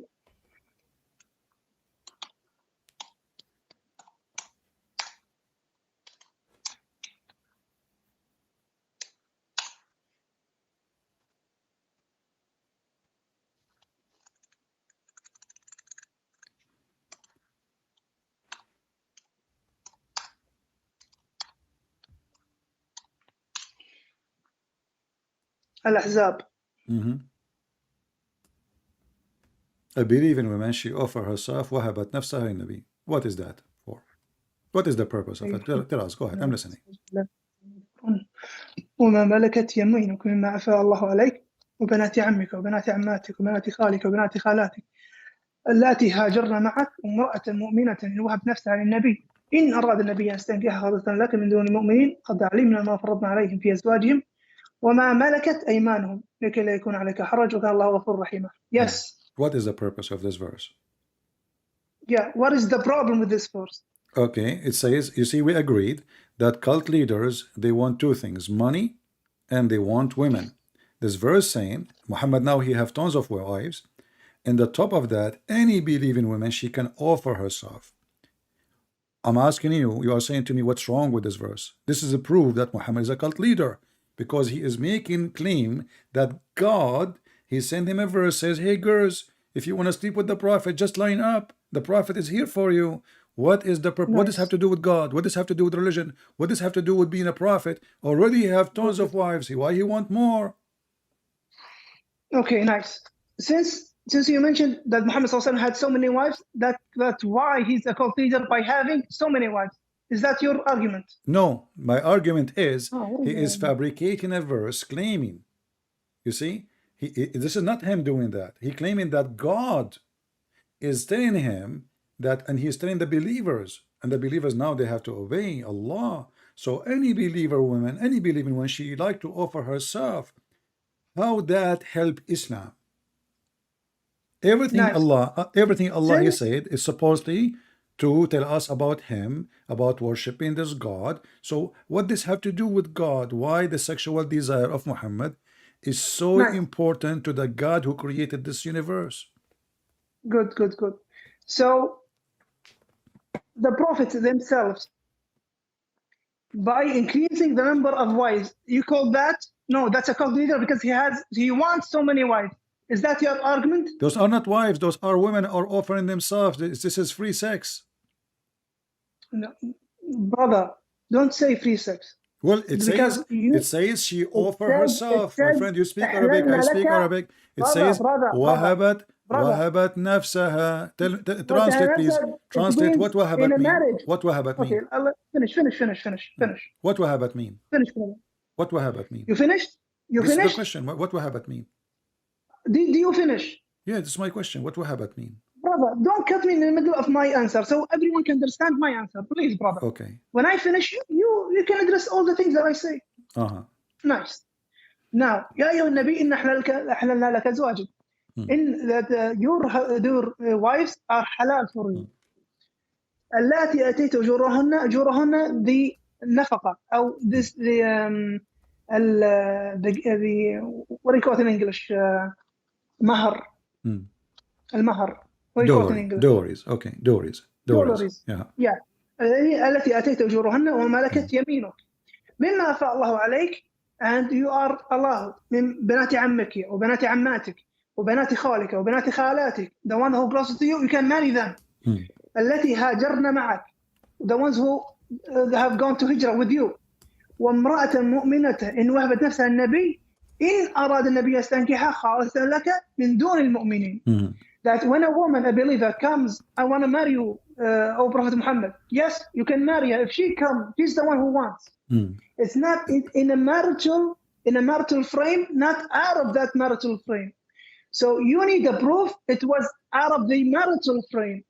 Can you bring that? Does it say in the verse, this is a privilege only to Muhammad?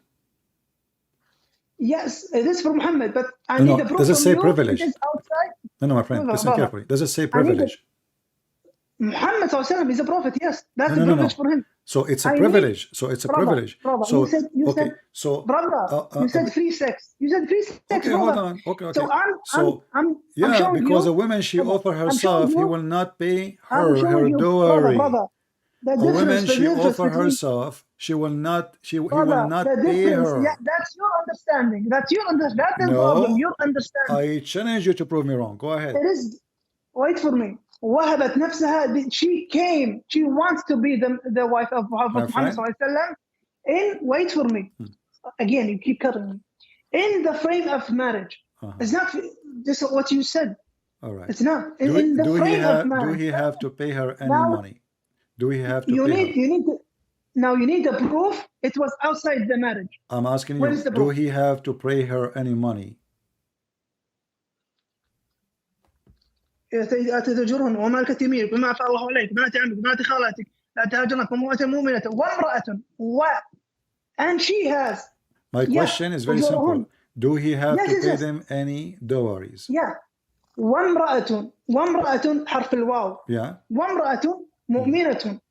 Even she آتيت أجورهن. The letter, the line before it. She is considered آتيت أجورهن. Yes, No. she's with them. Okay, hold on. Okay. It means even she with them. Listen. So. Thank you. Now, if I show you now, if I show you reference, it says that he will not pay them. Are you going to accept it or not? Wait for me, brother. Solomon, was he a prophet? Solomon, he was a prophet. Thank you. What is the book of Solomon? What is the book of Solomon? How many wives and concubines did he have? What is the book of Solomon? You said he's a prophet. How many wives and concubines did Solomon have? Did his God say to him, go and have many wives? How many wives? The God of Solomon, he condemned Solomon for his sin. The God of Solomon, he refused Solomon even to build a temple for him because his hand is full of blood. And he, my friend, in the Bible, Solomon was a bad person. He is not a good person. So you are saying to me that your prophet is a bad person. You just admitted the God of Solomon, he can condemn Solomon. He don't say to him, God bless you for having more women. He don't say to him, wonderful what you did. So what you are saying to me, you are comparing your prophet to a man who was sinners and he was crying for God to be forgiven. Thank you very much. And now I'm asking you in front of everybody, when this verse been given to Muhammad already, look how many women they can be his wives. So what the point? Prophet, we have made lawful for you your wives, and any women you pay their those are the one who paid their dowries, only the wives. And then any women she is captive, you rape them, those captives. And any woman is assigned, Allah assigned to thee. And then the daughter of your uncles, the daughter of your partner uncle, the daughter of your auntie, your partner auntie. And then in the top of that, any believing woman, she offer herself to the prophet. So what is the purpose?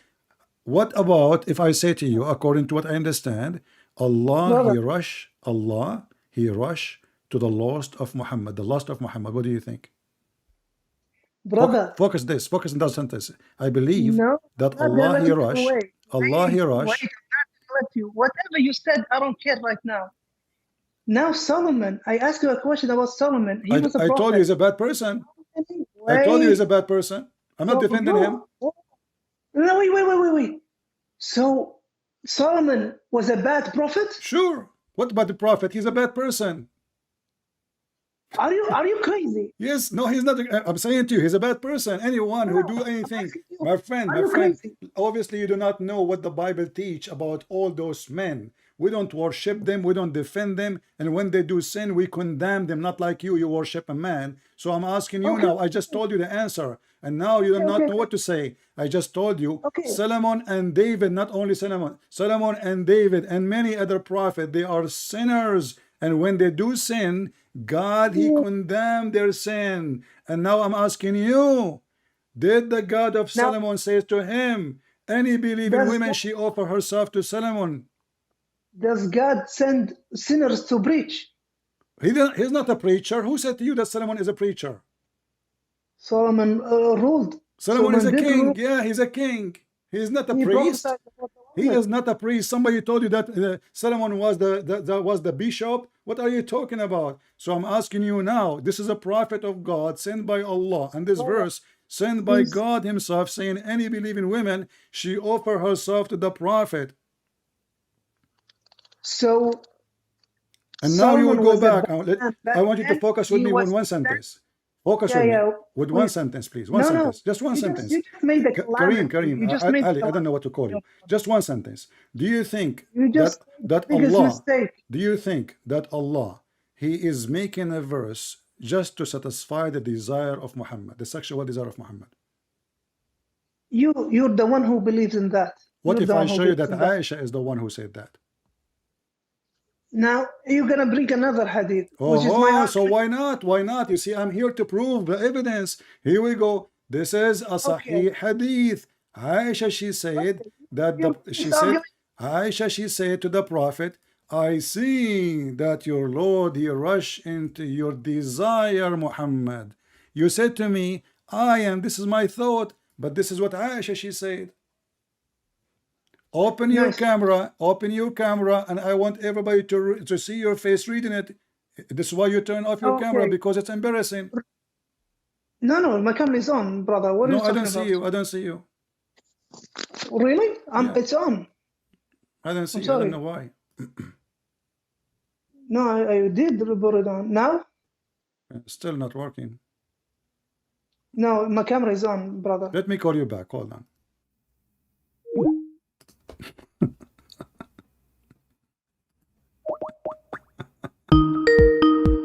This is my opinion. Yes, dear. Okay, now the camera is working. Okay, wonderful. Okay, I send you the link, and I will give you the. You can search it online. You know, it says, حدثنا أبو كريب محمد بن علاء, etc. That when women they offer themselves to the Prophet, Aisha, she said, and you can search it by you speak Arabic. She said, قالت والله ما أرى ربك إلا يسارع إلى هواك يا محمد. You said to me, this is my opinion, when the fact the one who said that Allah he rushed into the desire of Muhammad is Aisha.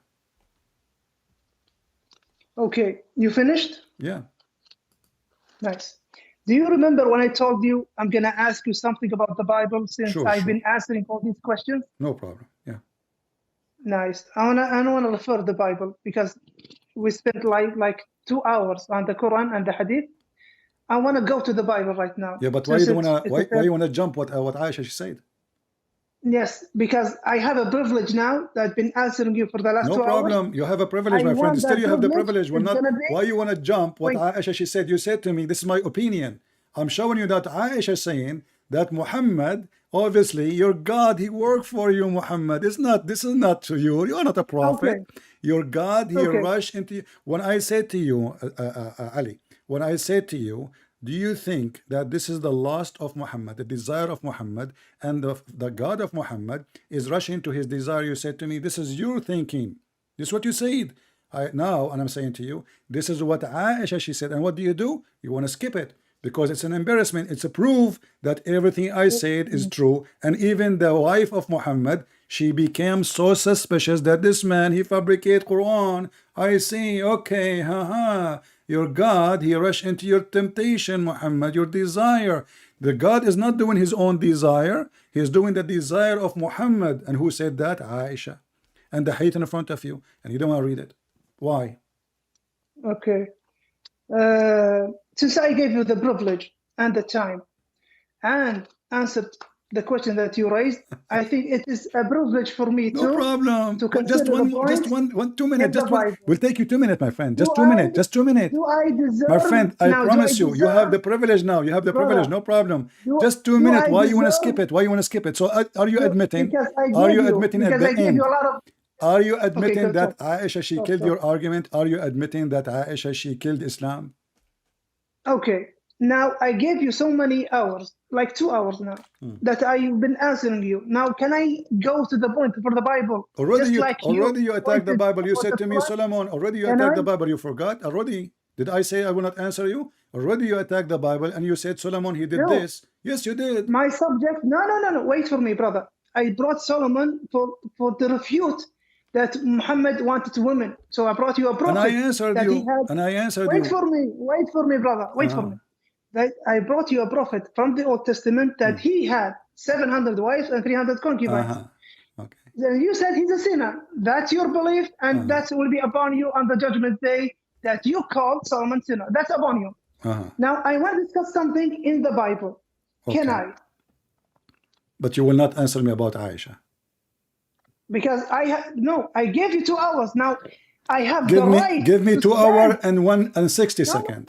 Tell me why Aisha she said that. I've been respectful for you, and I give you time. And I So asked okay, him, I will give now, you I will give you the microphone yes, now. But guys, be my witness. Aisha, she killed Islam and she made Islam shish kebab. Go ahead. as you think, as you believe, it's okay with Go me. ahead. Go ahead. Now it's back for me. It's 10:24. Okay. I will end this in an hour because it's gonna be 11 and it's No time problem. I for will me be to with leave. you until So tomorrow if you want. No problem. no, we can't because I have prayers and you have a lot of things to do. All right. So we cannot do that. Okay, it's gonna be 1 hour. Okay, 45 minutes. 45 minutes is gonna be the time for me. No problem. Okay, I want to discuss a lot of things, a lot of points in the yeah. Bible. As you just mentioned, copy paste. Does the Bible contradict itself? The Bible contradicts itself. Yes. Does it? Tell me. Is there contradictions in the Bible? No, tell me. Is there? Nice. You have the Bible, right? I read the newspaper in the morning. No. Do you have a Bible next to you that No, you we can? don't have it. We don't have it. You Muslim, you say we don't have Bible no more. What I will do? I cannot read the Bible. It's gone. Brother, Do you have I'm it? asking you. I'm not. I'm asking I'm you. not I'm accusing asking you. of Do you anything. have it? Do you have it? Brother, don't Brother, change the I'm subject, asking please. you. Do you have the Bible yourself? Brother, Do you I'm have? gonna ask you. My friend, do you have the Torah yourself? Brother, I'm gonna ask you about the Bible. Okay, Do you have the what Bible Bible next you to are talking about? With the Bible of Allah? The Bible of what? Okay, I'm gonna head to it. Open 1 Chronicles 21. Open it. Okay, read it for me. Go ahead. Open it so you can. I'm not gonna show I'm lying. I'm saying anything. I wanted to confirm it. You could tell me what do you want to say. Go ahead. The first verse in 1 Chronicles 21. And Satan stood up and invoked David to what? To census Israel.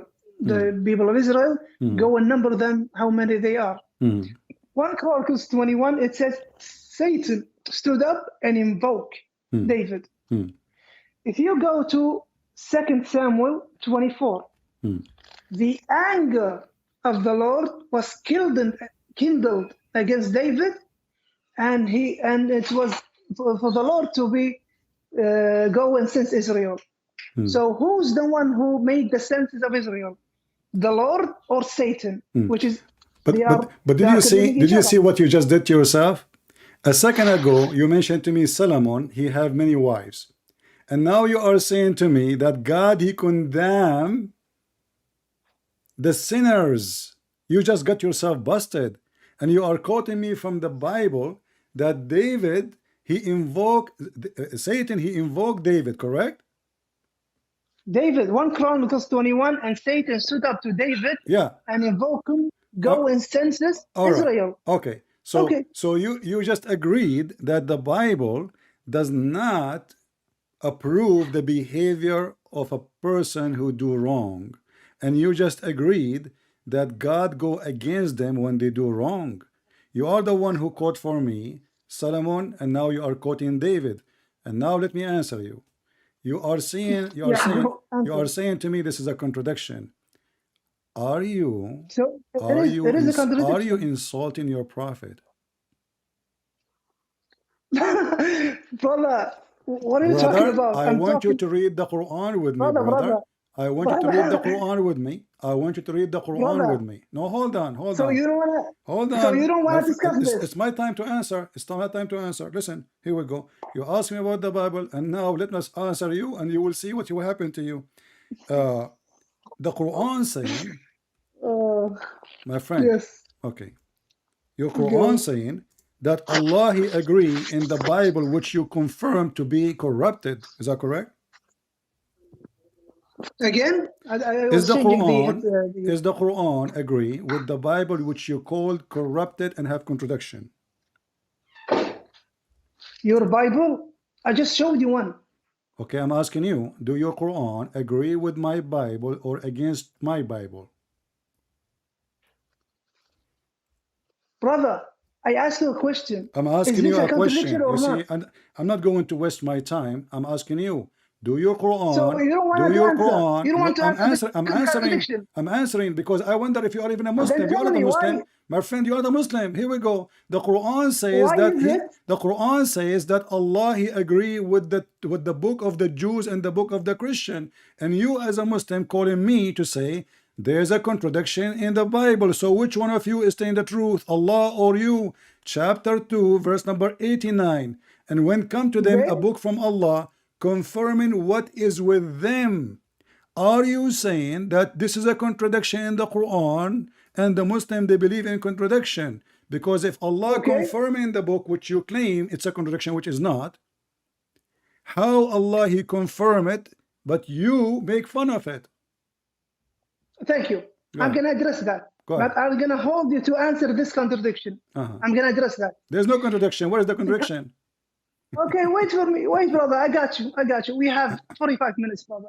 It's going to be long for you. No problem. So now the whole book, there are some truth in it. Just like in the New Testament, John 17:3, where Jesus says, this is a life eternal that may not know you as the only true God. That he's saying that God is the only true God. That we say that was truth back then, where Jesus said that. And a lot Can of you read the rest of it? Can you read the rest of it? Wait for me. No. You said this is the only truth. But then you will see that Jesus is his only son. Okay, go ahead. You see, you cut me. Are you afraid, brother? Let me continue. Sure. Thank you. So just like John 17:3 and other verses so wide that my father is greater than all, my father greater than I. There are truth in the Bible which indicates the oneness of God, of the Father, of Allah subhanahu wa ta'ala. And there are other things that got inside the book, got by force. Someone put these in the books, which is a Trinity and that Jesus was God. It is three basic things: the crucifixion, the original sin, and the divinity of Christ. That's where we differ. But other than that, where it says about the oneness, we confirm that because it was confirmed that Isa in the Quran, that he only worshipped Allah subhanahu wa ta'ala, the Father, as one true God. And you can find that. Now, there are a lot of contradictions in the Bible. Why do I say that? Just like 1 Chronicles 21. Okay, let me answer you. Let me answer you. Okay, go for it now. My friend, you are jumping over what I just said to you. The Quran did not say confirming some of it. The Quran says, why you don't want to read the verse? Are you ashamed of it? Does the Quran says Allah He approve only some, the truth of it, or He says confirming what is with them? Do you believe the Quran, brother? You believe in it, not me. I'm laughing at it. Then why are you bringing a verse from the Quran? So you are saying to me, yeah, in the court of law, my friend, I have degree in the Sharia law. So I'm saying to you, in the court of law, do you bring do you bring an evidence signed by you or by your enemy? That's silly. So I'm giving you a reference signed by you, and you are saying to me how we can use it against me. So are you saying your prophet he did lie when he said that? Wait. You just said Muhammad dictated. Muhammad was a lord, a cult lord. Yeah. And you don't believe the Quran. It was fabricated by Muhammad. Yeah. And Muhammad says there's contradictions.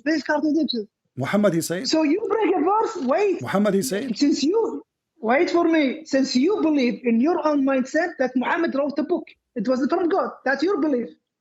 So for you, referring to Muhammad, you're contradicting yourself. I'm not referring to Muhammad. I'm not referring to Muhammad. My friend, you are the one who follow Muhammad blindly, and now the best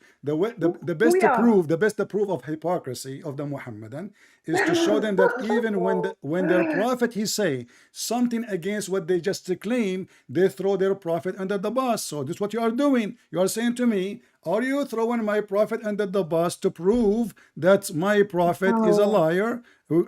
So what you do? No, you are the one refusing. I'm asking you, why your prophet he lie? Are you saying your prophet he made a lie? Are you saying that? Brother, are you saying you're the one who, brother, wait for me.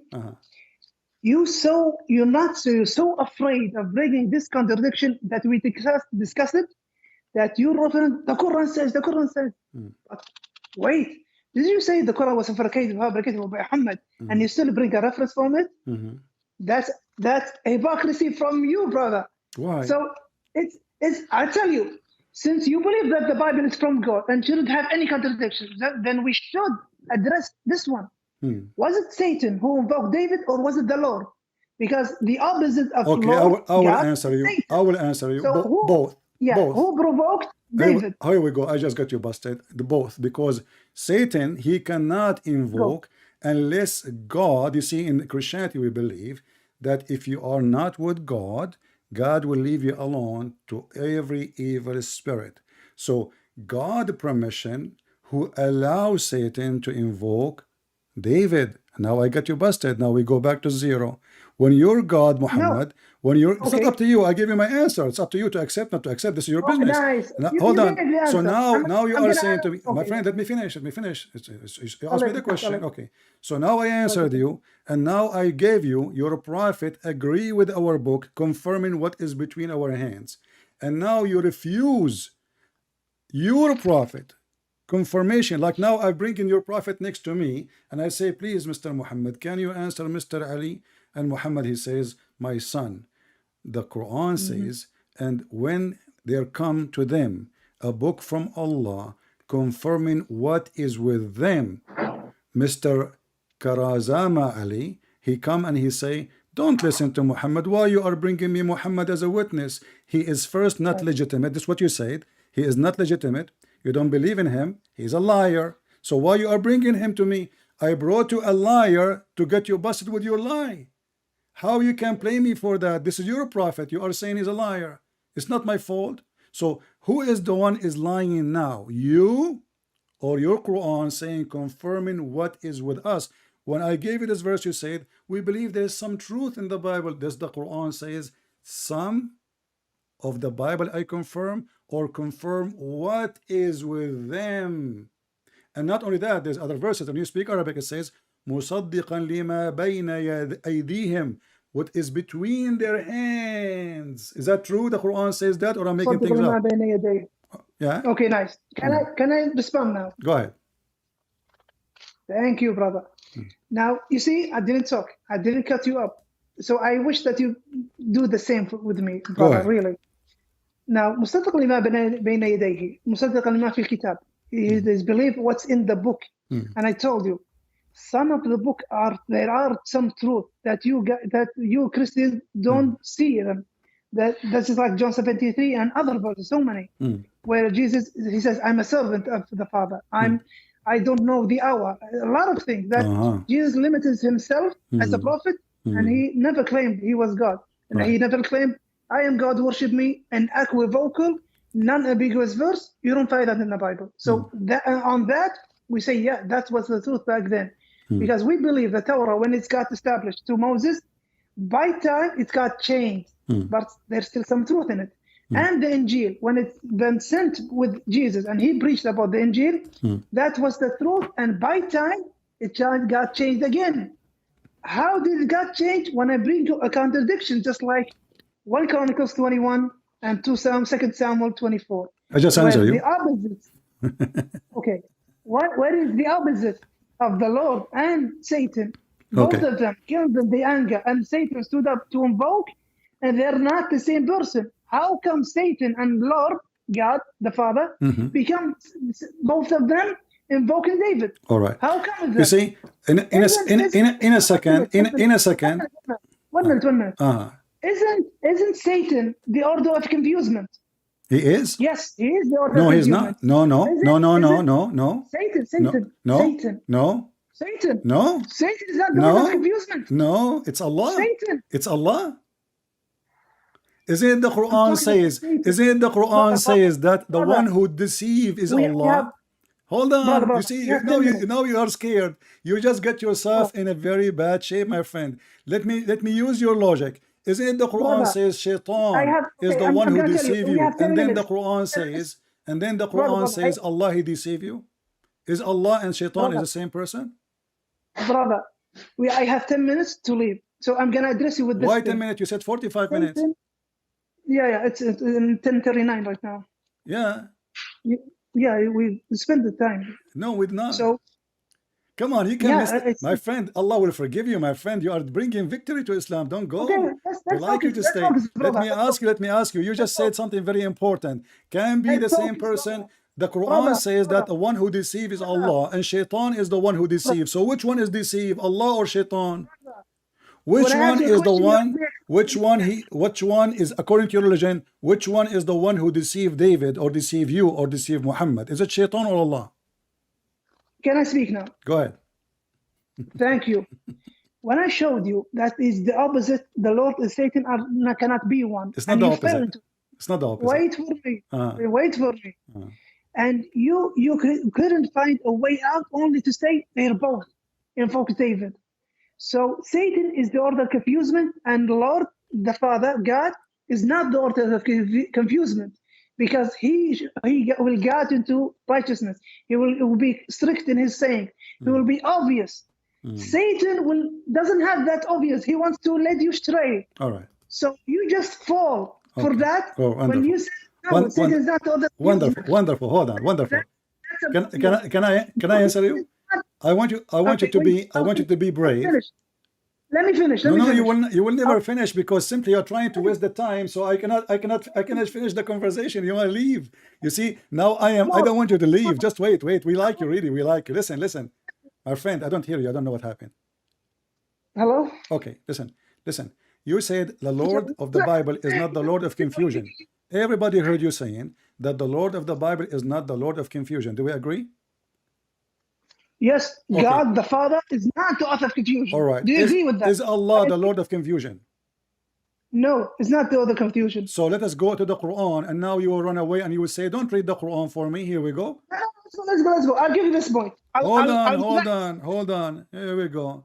This is your Quran, my friend. Yes, the Quran saying that, are you going to guide the one who Allah misguide? Hold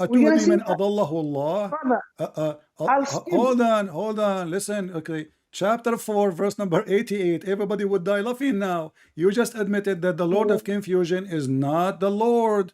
So your God Allah is not the Lord. Because if Allah is the Lord, my friend, if Allah is the Lord, He cannot be the Lord of confusion. So chapter 4, verse number 88. Can you please read it for us?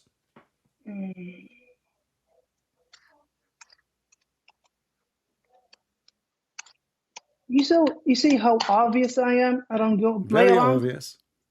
Really? If you say something, I will go straight for it. Yeah, I go straight for it too. Here we go. You just to prove to us that your God is the God of confusion, not my God. You agreed with me that my Lord in the Bible is not the Lord of confusion, and now we have tons of verses in the Quran saying Allah is the deceiver. Chapter and verse. Chapter 4, verse number 89. Sorry, 89. Chapter 4, verse number 88. 88.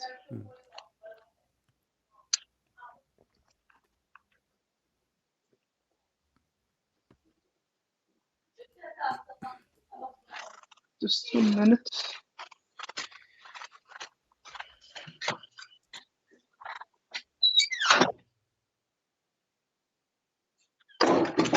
Oh, my family is awake, so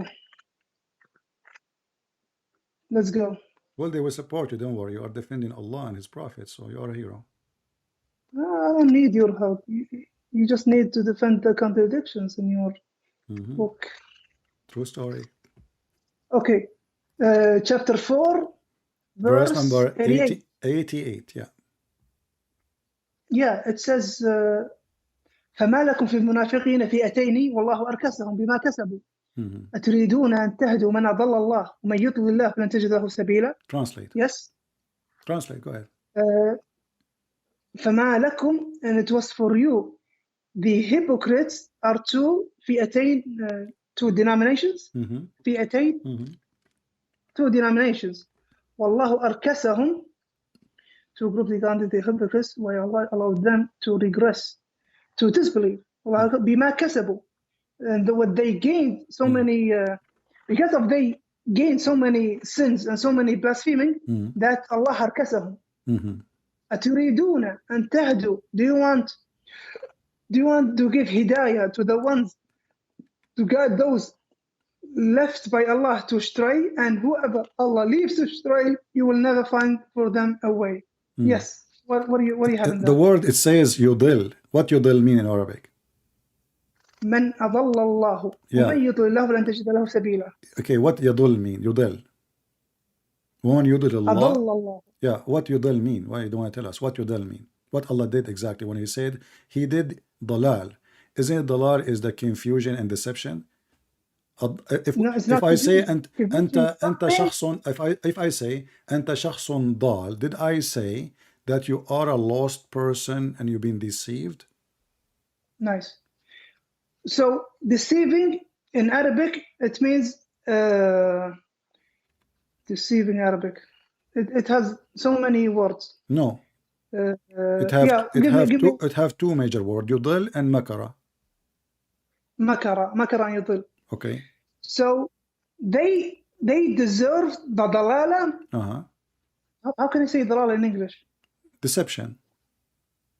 No, it's not deception. Well, you are the one who said he led them astray. Split astray is deception. I'm not gonna use your term because deception is. We can open the dictionary. Open the dictionary. It's okay with me. But okay. Can you read from the dictionary what yudil mean in the dictionary? Wait for me. بما كسبوا, what they gained of sins and blasphemers. فَلَكُمْ فِيَتَيْنِ وَاللَّهُ أَرْكَسَهُمْ بِمَا كَسَبُوا. What they gained, because of what they gained by sins and blasphemy and a lot of major sins. Do you want to give hidayah for the ones who gave a lot of sins and blasphemers and Allah got them straight because of their sins and blasphemers? بِمَا كَسَبُوا وَمَنْ يُضْلِلِ اللَّهُ فَلَنْ تَجِدَ لَهُ سَبِيلًا. And who is God? Is really showed him so many things and so many the truth, and he evaded from that. This verse was about who, Ali, if you don't mind? This is verse about who? The hypocrites. Who are they at that time? Who they were talking about? Who? They were hypocrites at the time of Muhammad sallallahu alaihi wasallam. The people of Quraysh. The people of Quraysh. Or after the people of Quraysh, and it goes on. But is that including the people of Quraysh? Or after them? But is that include the people of Quraysh? Wait for me. The people of Quraysh, and who is after the people of Quraysh? Wonderful. Even after. Look what you just did. Look what you just said. You just said that this is about the people of Quraysh and whoever after. But later all of them they become Muslims. And the verse says you will never find a guidance for them. So Allah prophet, he made a false prophecy that his God told him that nobody can guide those people. But later all of them they become Muslims. So how you will not find guidance for them because Allah deceived them and later they become Muslim? What happened? What does munafiqeen means? I don't care. You said, I asked you who are they? You said what those are the people. Munafiq, according to you, munafiqeen is be munafiqeen. According to you, anyone don't accept Muhammad is a munafiq. Anyone who don't like Muhammad is a munafiq. Anyone even that's not the term. That's not the term. Munafiqeen means who shows Islam, but in his heart is not Islam. Oh, those are Muslims. Those are Muslims. Wait for me, brother. Wait for me, brother. You see, you rush things. You see. Munafiqeen, hypocrisy. What is hypocrisy? Even in our, when we meet people, oh, he's a hypocrite. No, he says something, but inside his heart is other thing. So some of Mushriki Makkah, they were munafiqeen. They showed for Muhammad, yes, we believe in you, and you're a righteous man, and we will be good Muslims. But inside their hearts, they're a different thing. That's why Allah made them dalala. Why? You kept your hypocrisy inside and he showed you're a good Muslim. No, I worship Allah and I'm with you guys. And he wants evil to Muhammad and the other companions. Okay. So when they got deserved, can you give me a proof of what you say? Wait for me. I'll finish. And when they got deserved, أضلهم الله. Okay. ومن يضل الله فلن تجد له سبيلا. I have tafsir in front of me. Saying that everything you said is not true. Those are not believers. Those are not Muslims. Those are not Muslims. Yes, I'm with you. They're not believers. But you said to me, they show Islam. No, the tafsir says that those are mushrikeen. They are not Muslim. They never converted to Islam. Brother, did I say they are munafiqeen, hypocrites? Yeah, but you say to me, they show Islam. They never show Islam. Read it. They never say we are Muslims. They never say this is why he is saying, are you going to convert those who Allah misled? And then we read the tafsir says those are not convert. No, wait. It's not conversion. There is no conversion. Do you want the give hidayah that you preach to them? Do you want to preach? Wait for me, brother. Wait, Allah barak fik. Do you want to give hidayah? Who was a hypocrite inside and he showed you Islam? Just can you show me where it says he showed you Islam? From where do you get this from? Can you wait, brother? No, I want to know because you are making things up, my friend. You want to know, but you rush things. That's why you rush things. I keep repeating the question. You don't tell me where you get this from. You repeat the question because you cut me every time when I answer, brother. Do I have to repeat myself? You are repeating yourself because you refuse. You jump over my certain question. You keep cutting me, brother. Friend, where you get this? Where you get the statement they show Islam? Where do you get this from? Are you making things up? Brother, can I get a full answer that you acknowledge this? Go ahead. Okay. Madam. Okay, I will do it. Inshallah. Okay, guys, 5 minutes and I will leave because I have something to do. The hypocrites, they show Islam, but deep down, they don't have Islam. Do you give hidayah for those who are munafiqs, not to a Muslim? They are munafiqs. They are show Islam. They are not Muslim. Do you give them hidayah? And Allah knows what's in their heart. And they deserve to be astray. And that's it. So, brother. Thank you. Hold on. Just wait. Hold on. Just final. First of all, what you said to me is absolutely. Someone is really waiting me outside. No problem. Brother. I respect my friend. First of all, I'm happy to have you. Honestly, okay. And you are welcome always to call us. And I hope that we know if we shout, etc., it's okay. You know, we are trying just to understand, and there is no hatred between us. All right. But look what you just said. I asked you where it says, where you get this from, that they show Islam. You refuse to tell me because all tafsir says they are mushrikeen. Okay. They never show Islam. Not only that, you said to me that makr and dalal is the same word. Makr and dalal. And Allah is the best of the makirin. Allah is the best of the makirin. So Allah is the Lord of confusion, and you agree that makirin is a word mean deceiver. So now everybody knows that dalal and makr is the Lord of Islam, and as he said, I agree with him. Our Lord, the Lord of the Bible, is not the Lord of confusion. And our friend here, Mr. Karazma Ali, he agreed with no question that the Lord of the Bible is not the Lord of confusion. How wonderful.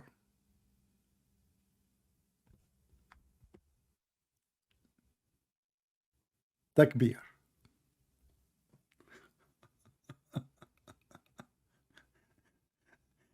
Supposedly, like he opened a website, and when he want to copy for us from the website what the website says, and he found a contradiction. And and then when I showed him what his prophet says, he says, we don't believe in Muhammad. Why you bring me the prophet Muhammad? So they throw his prophet under the bus because this is an embarrassment. It's extreme embarrassment. And then he fabricate answers saying, oh, those are people who they are believers, but they are not believers. The tafsir in front of me, we can open Ibn Kathir, Al-Qurtubi, Al-Jalalain, and I keep saying to him, can you show me where it says that those are people who show Islam? They don't. They make things up to justify things.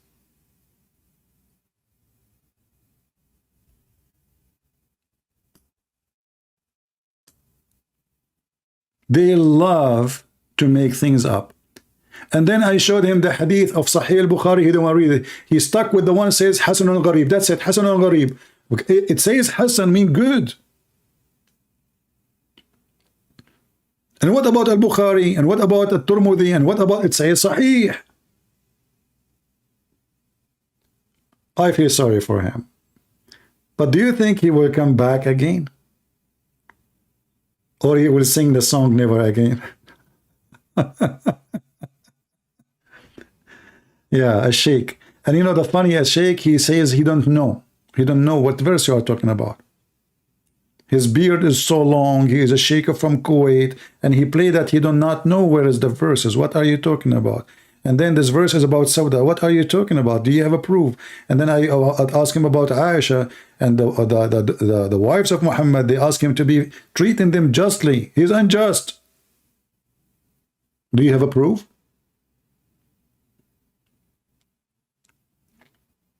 I hope you guys have a good time. For me, it's getting really too late. It's already morning here. And actually, I'm already supposed to... I was speaking for hours before we go live, right? So I'm really already tired. But, you know, it's fun. It's fun to get Muhammad busted with no mercy. All right? And remember, I asked him, Yudel, what is the word? What is the word for deceive in Arabic? What the word? He said, what is the word? There's word or many words. I said, yeah, there's Yudel and Makr. He said, yes, Yudel and Makr, you're right. What the heck? He just agreed. And then Allah, the Quran says, Allah is the best of al-Makirin. So he agreed that Allah is the best of the confusion and deception. How wonderful, my friend. We thank you, Lord, for bringing those Muslims. So many they will leave Islam, and many they will witness how Islam is a shish kebab hummus, a prophet making verses for a privilege of his sexual desire, money, and not only that, even his followers accuse him that he steals underwear.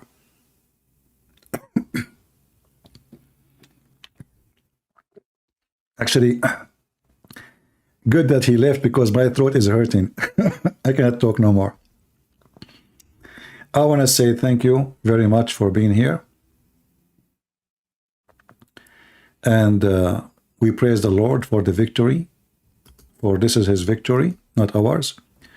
We praise the Lord for showing the truth, and we show every single Muslim that Islam have no truth in it. It's just a fabrication, game playing, and how easy, even when they play so much games, how easy it is to conquer this cult. This is the easiest cult to conquer. They play with you because you don't speak Arabic. They cannot play with me. I have what they have. In the top of that, I have all the laundry of Muhammad. It's in my backyard. And don't open the door. The smell is so bad. I want to say thank you all for being here. I hope we have a good time. And don't forget, you can join us in Patreon if you care. And some people, they say they are not receiving notification. That's why we say, well, go to Patreon and you can receive notification. You do not need to know to do any donation anyway. So I want to say thank you. May the Lord bless you. And until we see you soon again. This is your brother Christian Prince, was serving you humbly for today. And I hope I did my best. Take care.